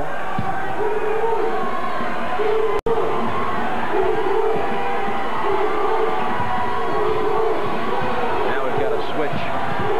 Anthony driving on Miller. Underneath, there is Johnson. Right below the hoop. He tips it in off his own miss. See, Curie not quite strong enough, as Morris is, to go ahead and keep a body on Larry Johnson. And they are going man-to-man. Lob available. Here comes Stacey Augman. Did a good job from the weak side to give Ackles all the help he needed. They underestimate Ackles' jumping ability. Hunt with the three. Knocked out of bounds. And wait a minute. They're going to say it belongs to UNLV. Well, Ackles had a great job coming in from the outside. Nobody blocking him out. This young fellow really gets up in the air. By the time the season's over, be a more dangerous center than was David Butler last year. Another dish. Yep, drops it into Johnson off the back of the rim. Another basket for Johnson. Richardson's going to have to make a change here. Curie cannot handle him. And here comes Morris into the game. Lee Mayberry in and out. Johnson with the rebound. Starts at 3-on-2. Coming down the wing is Hunt. Augman on the follow. Stacey Augman made a great shot there. The shot of the year so far is the one that he made against Cal State Santa Barbara. On one knee, made a shot from about 12 feet when he had nobody to pass to. Billy, this is suddenly a 10-point lead for UNLV. Another great job by Ackles. There was no backside help that time. He just got off the floor quickly. Now they're able to bring in Morris on the dead ball situation for Curie. Now that was something that had to take place because Curie just not strong enough to guard Larry Johnson down the low post. Morris had played Johnson in junior college when his club beat Odessa. He played him to a standstill, 16 each.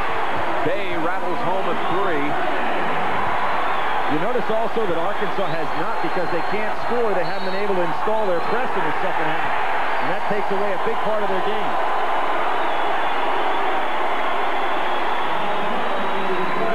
Greg Anthony can't believe it. He doesn't stop smiling, though, does he? We talked about that young man who's given up his scholarship to take on his business interests, and I made a comment and talked to him about it yesterday that I don't believe that that's something that should be allowed under NCAA rules, not to take anything away from him, but you can't afford to have guys giving up scholarships, taking jobs. Can you imagine some of the jobs that could be made available? Well, that's if you really wanted to take advantage of that rule. Exactly. It's a loophole that has to be closed immediately. Miller still hurting from the floor. He has 13.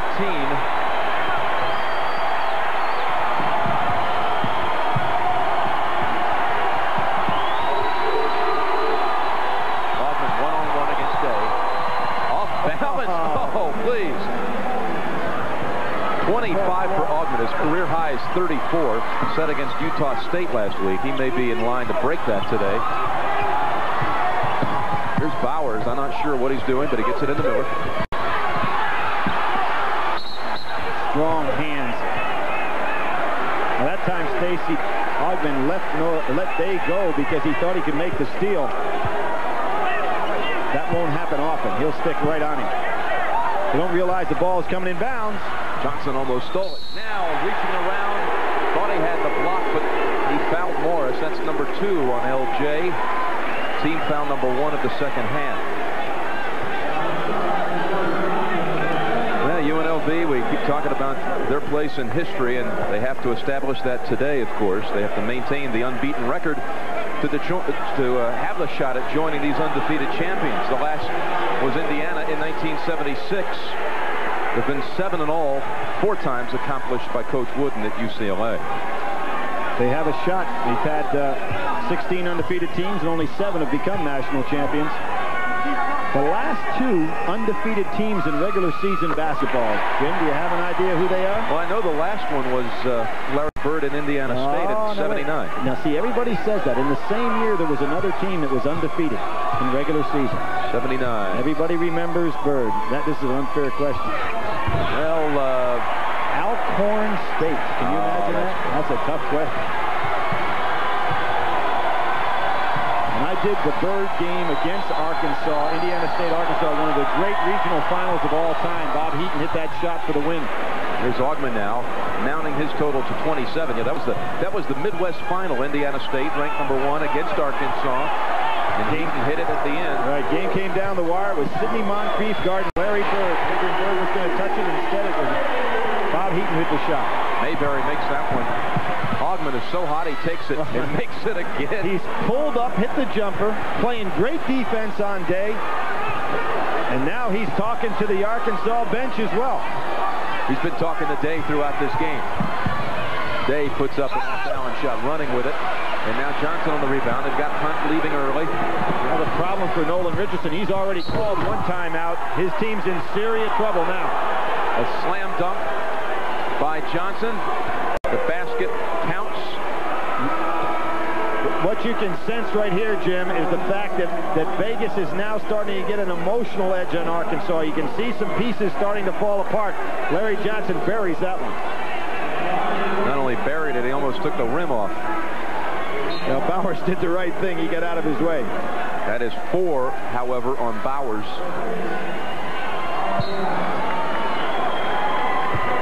And he will sit down. Larry Johnson looks like, you can see, you know, the little difference in the look of these players right now. You can see the strain starting to come on some Arkansas faces and a relaxed nature in UNLV. Already has his double-double. It's kind of like the look on Sugar Ray Leonard's face as the fight wore on last night, realizing he had come to the end of the road. And I'm not burying Arkansas at this point in the game, but there has been a change the last couple of minutes. Mayberry, 3-point shot, way short. Spencer with the rebound. Good pass to Hunt. He's out ahead of everyone. His second dunk of the game, and it's a 12-point lead, largest lead of the game for UNLV. Time now for them to go ahead and get Mayberry and Oliver Miller handling the ball most of the time. Try to get Oliver Miller the ball. He's got Spencer on him. Morris, tough shot. Throws it with one hand. And again, Hunt leaving early. Mayberry comes in on him, missing the layup. Rebound by Ernie Murray. Good job by Mayberry. Boy, going to this man-to-man and shut all that perimeter shooting down. Now he put it on the floor. He won't stop Hunt this time. Fury coming down, but Hunt scores again. 14-point lead for Vegas. Time for another timeout for Nolan. I mean, he's got to pull this club down. Mayberry is exhausted. The team is letting it fall apart on him. Great run by UNLV. Billy, they have outscored Arkansas 29-11 here in the second half. Wild thing. It is a wild thing. Come shout and sing, join in the ring. It could be queen or it could be king. You go your way and I'll go mine. As long as you just make it fine. Good times roll with the clean, fresh taste of Bud Light. It won't fill you up, never let you down. Wild thing. Wild thing. This is how the roomy new Cutlass Supreme SL looks after traveling 300 highway miles on just 10 gallons of gas. And this is how Honda Accord looks after the same challenge. Well, if it hadn't run out of gas 20 miles back, you'd see that it's smaller and it's blue. And next trip, Dad, it's yours. Who says you can't get great gas mileage in a roomy, comfortable car? Cutlass Supreme is one car that does it all and does it right. This is the new generation of old. Over the river and through the woods to grandmother's house we go. The horseman's away to carry the sleigh to the wide and drippy snow. La, la, la. A Michelin tire can give you enough miles to circle the world more than 2 times.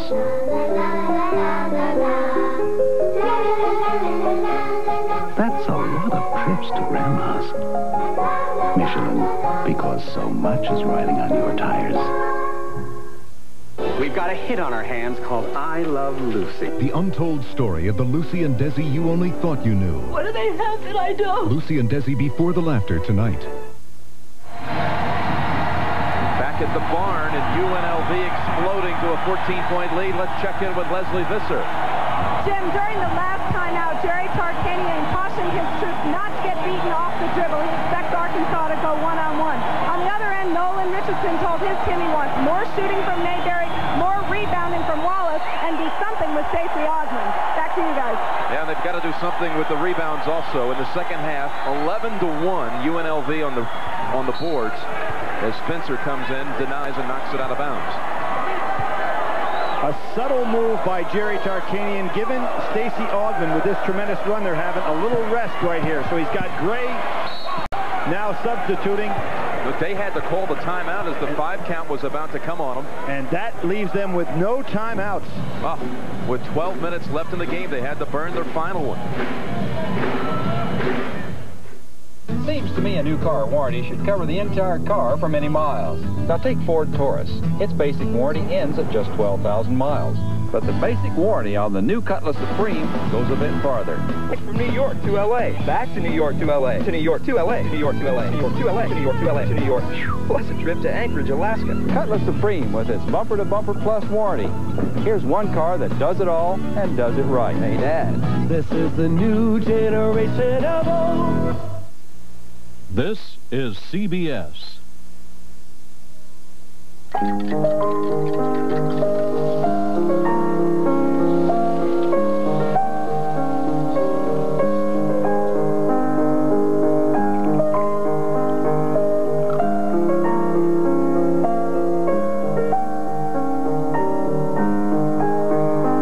buffet at the Gold Coast.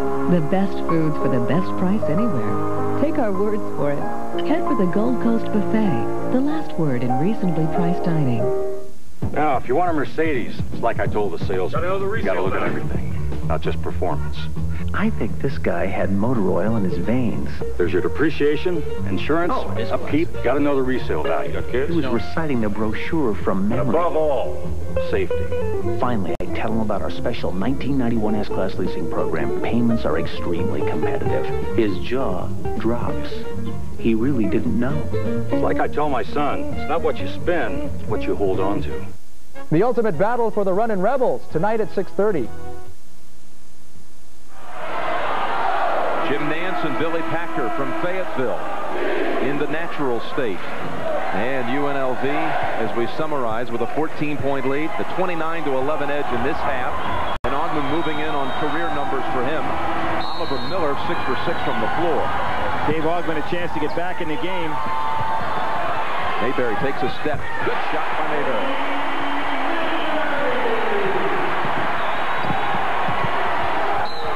Foul on Mayberry, a little over-aggressive. His third, and team foul number 3. He has committed today 6 turnovers as Mayberry. He averages less than 2 per game. And what he expected there, he expected Anthony to pivot and roll away from him and then try to steal from behind. Instead, Greg Anthony turned right back into his face, which was a smart move.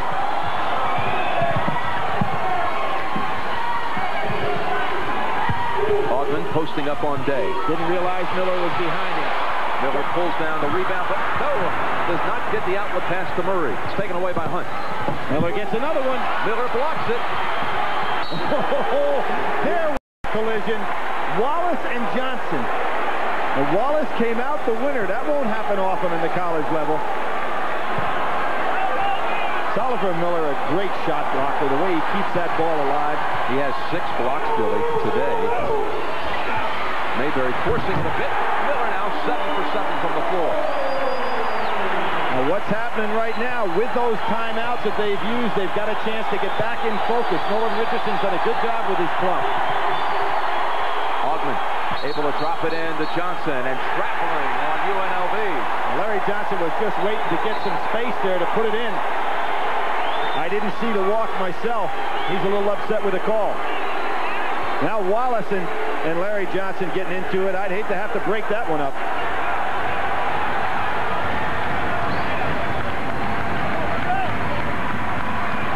Stay man-to-man. UNLV used a lot of zone in the first half. It got them in trouble with that perimeter shooting. Second half, it's an all man-to-man, right-in-your-face defense. Oh, good step out. Great play by Spencer. Stepped out, then dropped back and got the steal. 3-on-1, Hunt. That was a sensational play by Spencer. Stepped out, nobody anticipated it. Just turned the ball over. Does another nice job stepping up. This time it'll be Greg Anthony's turn. Nope. Can't find the handle, but Johnson will finish it off. Two excellent plays by Spencer on the defensive end of the floor. First half, he had his problems. Here's Wallace taking the jumper. Roosevelt Wallace. Before the season's over, you have to see Wallace playing a lot more time. This club needs rebounding strength and bodies on the inside to help Oliver Miller out a little bit. And Wallace can put some points on the board. Spencer. Oh, it looked like all ball. Oh, it is. Yes. Oliver Miller talked the official into that one. The initial inclination was foul. Well, they call it a tie-up situation. Yep. The possession arrow remained on the UNLV side, so they'll inbound it, but another great play by Miller. Jim, interesting. On Jerry Tarkanian's bench, he's got three fellas that are assistants, all of which were head coaches. Timmy Gergerich, who was at Pitt, Ron Adams at Fresno State, Ed Gordon, who was at Loyola Marymount. At halftime, only Adams and Gergerich talked about details of the game. One for offensive strategy, one for defense.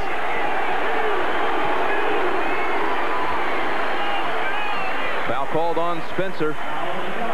Stay tuned for another top 20 NCAA basketball matchup. Shaquille O'Neal leads 19th ranked LSU into Durham to take on number 6 Duke. Followed by same-day coverage of the Busch Clash from Daytona at 4:30.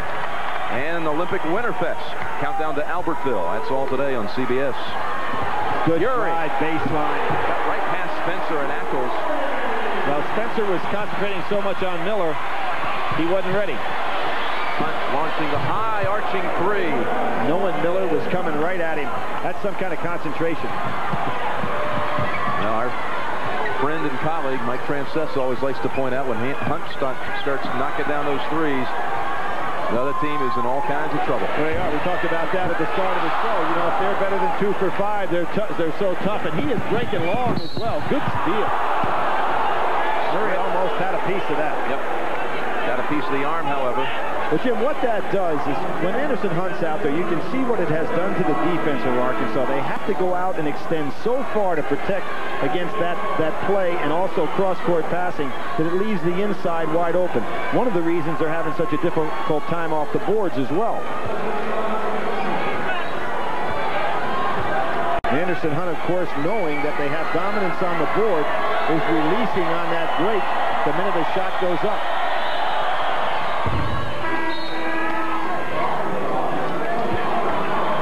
You talked about him in the Final Four last year. Had 20 and then 29 and MVP of the Final Four. That'll be a trivia question down the road somewhere when you consider all the great players that were on this team and say who was the MVP. Hunt now has 23 as Bowers comes back in for Murray. Mayberry. Tough shot. Back of the rim. And a foul with the body was Ackles. And it just goes to show you good timing by Dave. We're at the Barn on the Arkansas campus, Barnhill Arena. Jim Nance and Billy Packer for the 1-against-2 showdown. Jim, when you look at this arena, you have to think of Eddie Sutton, the man that really brought big-time basketball here to Arkansas. A man who's doing the job at Oklahoma State, could become the first man in the history of NCAA Division I to take 4 different teams to the NCAA tournament. Had Creighton, of course, Arkansas, Kentucky, and now Oklahoma State. There's a steal. Bad pass.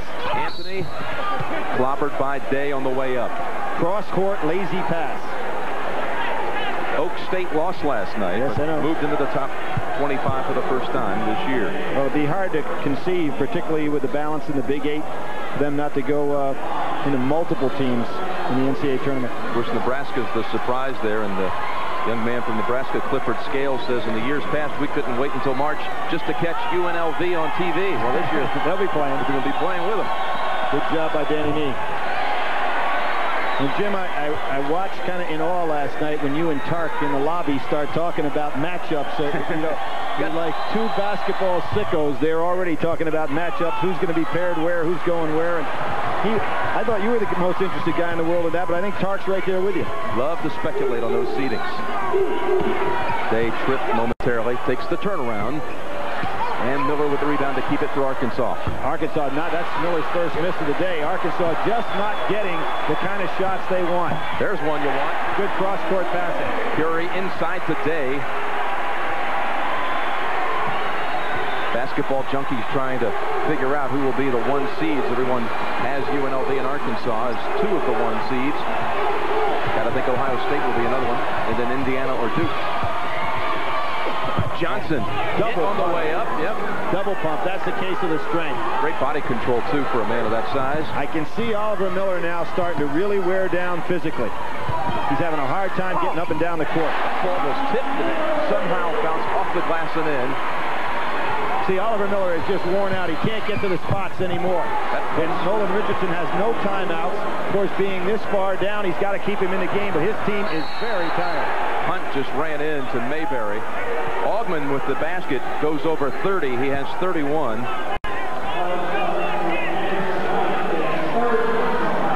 And we were talking about seedings. How about rankings for the week going in? UNLV, of course, 1 and 2 with Arkansas. Ohio State 3. How will it change if UNLV holds on to win? You think Arkansas will drop any worse than number 3? I wouldn't think so, Jim. There's the rest of the top 10. Got an official timeout on the floor with 8 minutes left and a 16-point lead for UNLV.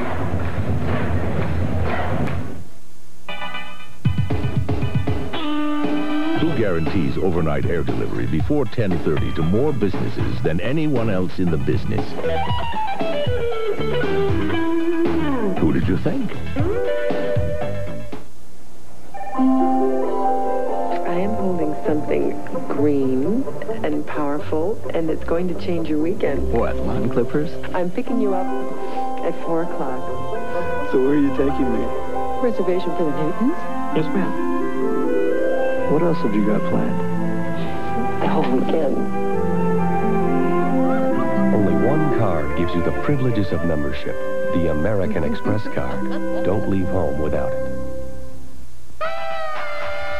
Who guarantees overnight air delivery before 10:30 to the most places across the country?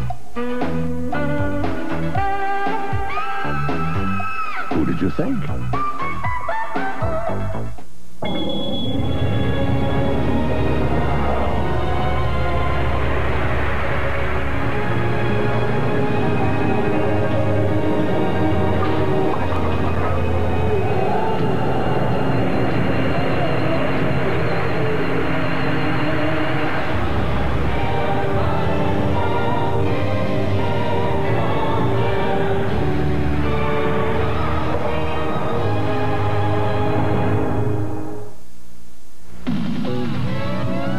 CBS Sports coverage of the road to the Final Four is sponsored by Mercedes-Benz, engineered like no other car in the world.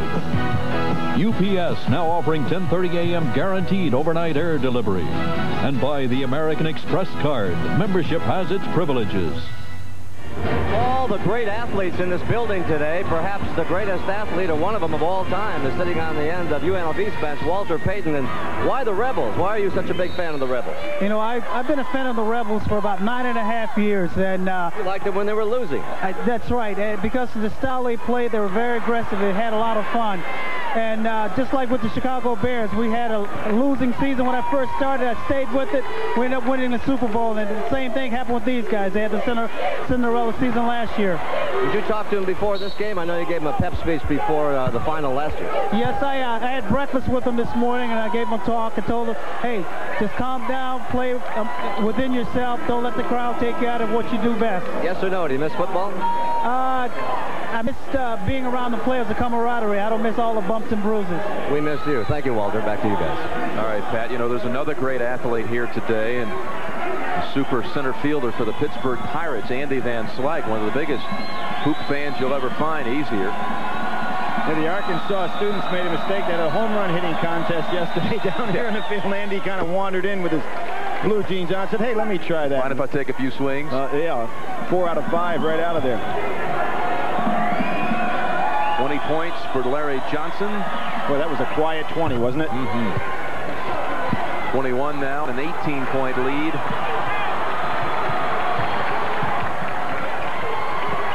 And Oliver Miller stayed in the game. He really needed that timeout. He only averages 24 minutes a game on the year, so he's getting an awful lot of continuous play here today, and having to go up against 2 centers, it's caused him to really be fatigued. There was an example. Yep, didn't jump high. Exactly. Timed his jump also. Ackles swats it out to Anthony. Over to Hunt. Here comes Ackles trailing. Score it on a foul.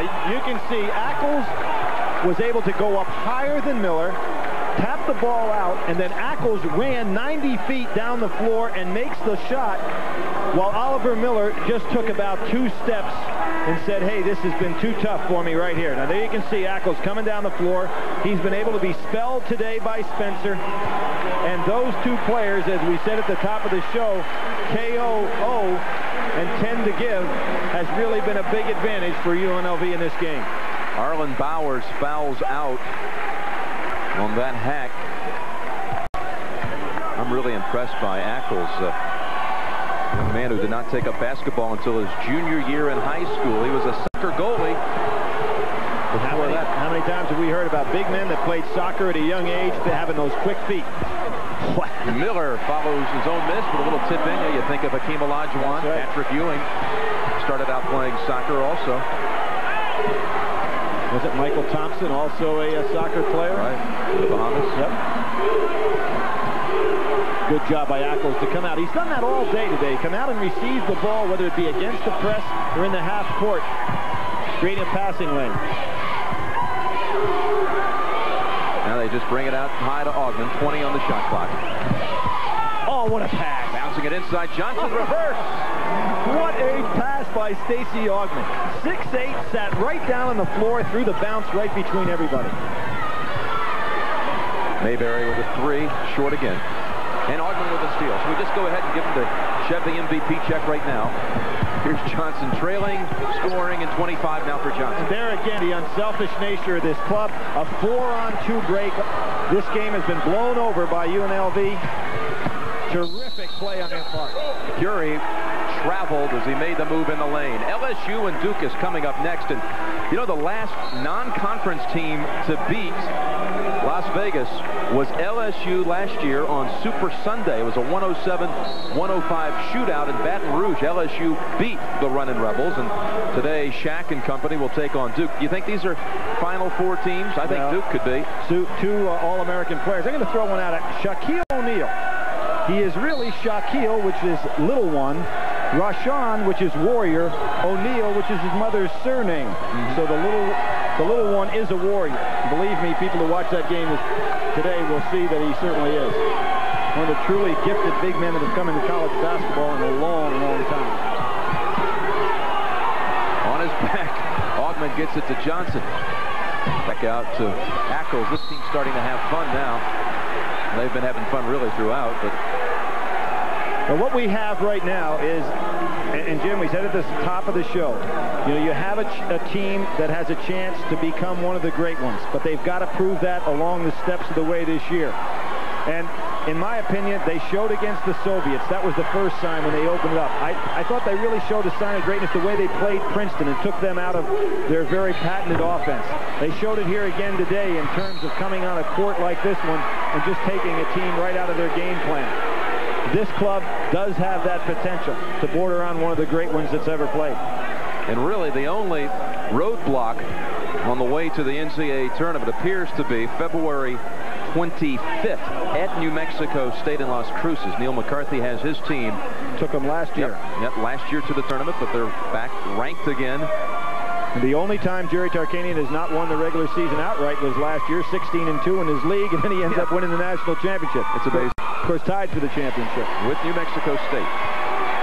When you start talking about Tark and some of these records that have become almost mind-boggling that he's assembled as a coach, both in junior college and, of course, on the college level. I think one that will never be broken is at Long Beach and was 65-0 at home. Bad place to schedule a game. Call a foul on Larry Johnson. And a good job. You can see Greg Anthony right away calling all his players in, saying, hey, look, we've played a great game here today. Let's go out in fine style. All right, Master, I've got a trivia question for you. You ready for this? Well, I'm up 1-0 today, Alcorn State. All right, yeah, okay, you lead 1-0. All right, we've loaded up the Chiron for this one also. Yeah. What CBS analyst, non-basketball analyst, one time played basketball under Jerry Tarkanian? At Vegas? No, I didn't say at Vegas. All right, I'm going to give you the list. Nobody ever played from at Vegas. I know the answer to that. All right, which one played for Tark? Gary McCord, our golf commentator. Jim Cottle in baseball. Irv Cross. I know the answer. Randy already. Cross or Mary Carrillo? I know the answer already. Okay. The guy number one, Gary McCord. And you know what? He got kicked off the team. You know why? He was hitting 9-iron shots from half court and didn't even really realize what sport he was playing. Oh, a block on the way up. No, they say goaltending on Ackles. I was talking to Gary last week at Pebble Beach. He said, you should have seen me dunk. Yeah, well, I told him, if you would have dunked a little more often on the putting surface, you may have won a few times on the PGA Tour. Now the fans who have been taken out of this game in the second half trying to bring their club back. 5:30 to go, not much chance of that. Especially with no timeouts, Billy. Correct.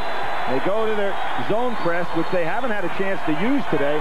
And one of the reasons why they weren't scoring at the start of the second half and never could get in the position to set up the press. You did say McCord was at Riverside City. Riverside. Yep. I bet you Tark doesn't remember him. I talked to him about it a little bit. He said, yeah, a little bit. Yeah, I'm sure he did. Oh, that should be offensive goaltending. They tipped it in, but they'll score it. Well, nice job by the officials just to let that one go. Johnson comes back up. Now see the difference when Johnson comes back up against the press to handle the ball as opposed to what Spencer did in the first half. He's got such great hands. And now a little delay game by UNLV, particularly to take this team and make them chase him a little bit, use up some of the clock, and salt away what has been a very well-deserved victory on their part. Miller with the reach-around foul. Daytona 500 next Sunday on CBS. Davey Allison and Ernie Irvin will have the pole positions for the Daytona 500. Starts at 12 noon Eastern. Davey Allison qualified for the pole with a speed of over 195 miles an hour. All right, here's the former soccer goalie netting the first free throw. Broken wrist kept him out of action last year. That's really a shame, too. You know, you don't get to be a part of get that championship ring. Well, he might not have two on his fingers, but this club right now is going to take, it's going to take an awful lot to keep one of them off his finger. And they reach the 100-point mark. Well, Ackles stepped out. He was looking for that pass for a pickoff, and they can afford to make some gambles here. Day hit on the hand by Augman, I believe, his second. You know, you think about the Day and Mayberry making the national team last year. Stacey Augman and Larry Johnson, neither one went to qualify for that team. And when you take also into consideration Shaquille O'Neal did not try to qualify for that team, people wonder why don't we win the gold medal every time, even with our non-professional players. But you can imagine the team you could have assembled of guys that did not try out for the squad. Murray returns. I think Augman was just a little burned out from summer competition. You know, he played on the Olympic team in '88. He's the only player in college basketball now still active that was on that Olympic team. He was the youngest member of that Olympic team. Any idea who you think will be the youngest U.S. Olympic member in '92? In '92, it'll be a professional player. I'd say Shaquille O'Neal might have that chance. David Robinson, maybe. All right. Just a little game of keep away now, spreading the floor very well. And here's where Stacy Augmon becomes valuable again because he can step outside. Ackles. And he turns around and hollers in the face of Oliver Miller. And when you take Ackles, Stacy Augmon, and Larry Johnson, there are three fellows that can go to that basket and just dunk on anybody. Miller has not had the massive presence he had in the first half. Well, he's worn down, Jim. Look at Anthony. That shows it right there. He just blitzed right by him all.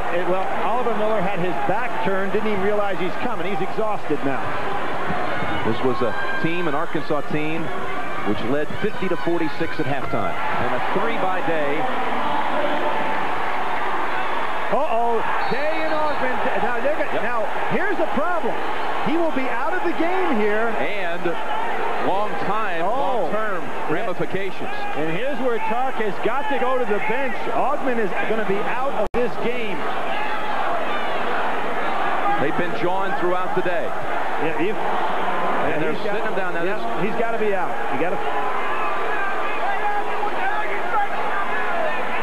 Now, I think that Jerry Tarkanian ought to clear his bench. His fellas right now are getting in a jawing conversation. I mean, that...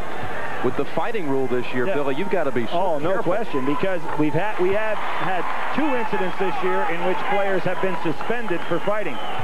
Now, what dictates a fight? The officials were very lenient on that particular play because there's no question that Stacy Augmon threw the forearm shiver right in Todd Day's face. I'm surprised they're talking to each other. There it is. Now, that certainly could have been cause for a suspension. All they called was an intentional foul. And talk about the fighting rule now in college basketball, Billy. Well, the big change, and it certainly has had an effect on the college game, is that this year, the first time you're involved in a fight, it's a suspension. The second one, you're banned for the year. Suspended for 1 game. Exactly. But Augmon did not get called for the fighting call in this game. They just ruled it an intentional foul. Hunt drives to the point.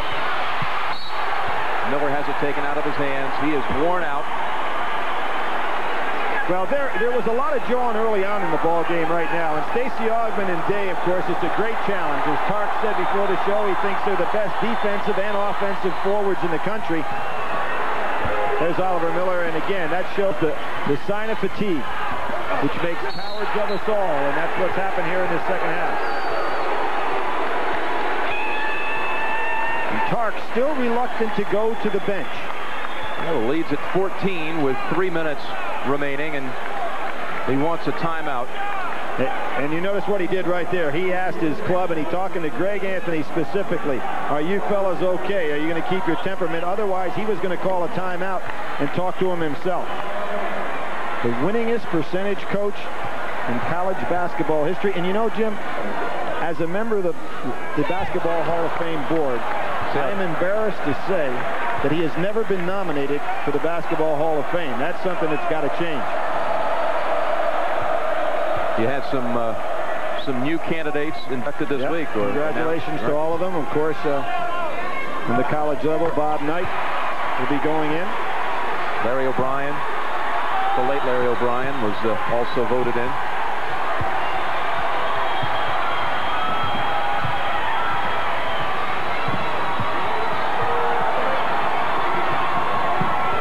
Just spreading it. Arkansas chasing him man-to-man. Clark trying to use the clock.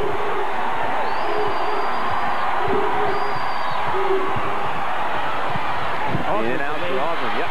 He's amazing how he can sneak those shots in. You don't think he's able to get them off the shot. Day takes the 3. Could have cut it to 10. And Johnson. Now, there's what I was talking about. This time, Day connected with the official. Now see, you've got 2 great players in trouble of being chance of being suspended. The referees are being very lenient here. Both of them should come out of the game. If you're a coach, you cannot afford to have a player the likes of Day and Larry Johnson being suspended from the game. And Johnson said, I'm going to see you after the game. Now that's unnecessary. There was a lot on the line for both of these teams. They'll probably see each other again. There's a good chance of that. Now, you know, a punch is a punch. It does not have to connect to be considered a fight. Now objects being thrown onto the floor. And watch Day on the tail end of this. Well, a little mismatch in the weight department. Watch him connect here, Billy. A punch is a punch. You do not have to connect. As a matter of fact, on this rule, and it depends on the judgment of a referee, but on this rule, you could even consider a fight being a verbal. And there's Jody Sylvester took a piece, kind of like in the fight last night when the official took a piece of Sugar Ray hit him at the end of the round. But really, I think now you're up by 13, 2:27 to go. It's time to clear the bench because you don't want to see a great attraction like this marred by guys who had so much going today, so much emotion, and now they're letting it get away from them. I think all the players are going to come out of this game healthy, but two of the officials may be out of action for a while. Now, Tarkanian is talking now. We could have a situation where the officials may be talking about a suspension situation. Nolan Richardson wisely comes down with Tarkanian to talk about it. Billy, when this was taking place at the opposite end of the court, UNLV bench started to jump up, and I was watching Tarkanian. He immediately got to his feet and said, stop right here. That's automatic, and that's one of the things the rule has done well also, Jim, is the fact that it has really cleared up bench decorum in these altercation situations. Mentioned the UNLV coaching staff with Keith Starr in the background, longtime aide to UNLV also. There's the two coaches, both played college basketball themselves. We see that Day and Johnson have been ejected. Now what we have to find out is that for fighting? Is it for fighting? Because they'll miss their next game if that's the case. Leslie Visser has a report on that. Leslie? Down on the other end, Jerry Tarkanian, the entire team is surrounding Johnson. He doesn't really seem upset. He thinks they just got away from him a little bit. He's actually laughing there, of course, thrilled with the blowout, and he kind of is shrugging his shoulders. Back to you. Well, the word we have, it was a personal foul on Day, and Day and Johnson were ejected. Now, Larry Johnson talking to the official now, explaining his side of the story, but that's not going to work. Now, the key here, Jim, is if the ejection is going to be considered for fighting, you'll see right there is a foul. There's no question about it. Now, when Day came across with that punch, I mean, that has got to be called a fight.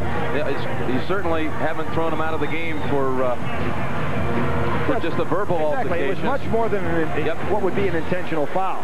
Now, the problem with that is, and as we pointed out in the rule, one fight suspended for a game.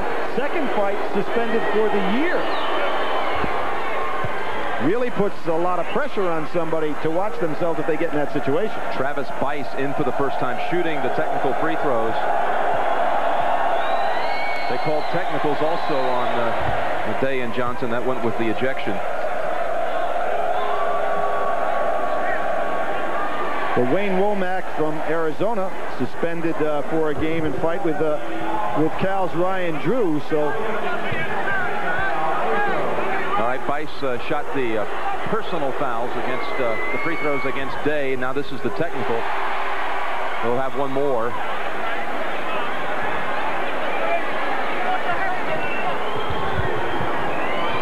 Travis Bice didn't see any action until he got an opportunity to go out there and shoot some free throws. So very cold sitting on that bench. Wasn't too successful. A technical foul shots. Now Hurry will go to the other end of the line to shoot the technicals for Arkansas. I've just spoken with Bill Rogers from the Sports Information Department at Arkansas. He talked to Bob Donato, one of the officials, and Donato has told him the players were not ejected for fighting. They were ejected for unsportsmanlike a very lenient call on the part of the officials. And I like the suggestion by Fred Barakat earlier in the year when I went to the officials meeting, and he said that that ejection for fighting should be interpreted after watching films by supervisors of officials. And because of the severity of the penalty, unless it's so obvious, I think that'd be a pretty good idea. So the referees were lenient in this particular case. They will not miss the next game, have that hanging over them the rest of the year. There's one more fight and they're out for the season. Kicked out for unsportsmanlike play. Final 2 minutes here at Fayetteville. Everett Gray has come in for UNLV.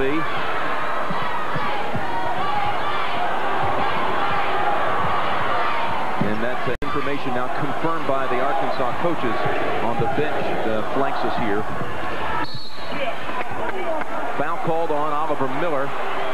number 4 against the Big O. And we'll set the lineup while we can on CBS tonight. Of course, it starts with 60 Minutes, followed by Murder, She Wrote, and the CBS Sunday movie, Lucy and Desi Before the Laughter. Well, there was a lot of laughter, I think, going on throughout this game, but it's turned ugly in the end. And a lot of emotions that will carry into the tournament, as these two could be on another collision course. It'll be interesting to see. Everyone, of course, figures the West 1 seed will go to UNLV. Where will they place Arkansas, however, because Midwest plays West in the national semifinals. Would they send them to Southeast or East to maybe have them not meet until the finals? I would think so. 2-3 zone. Vegas played man-to-man the second half. It was so effective for them. First time they've gone back into their zone just to try to occupy a little clock on the defensive end as well. 22 now for Oliver Miller.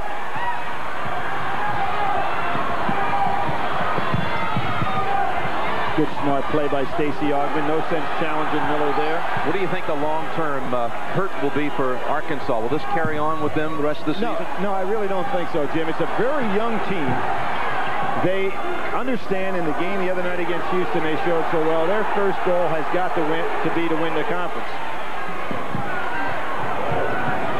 which they are in the driver's seat right now.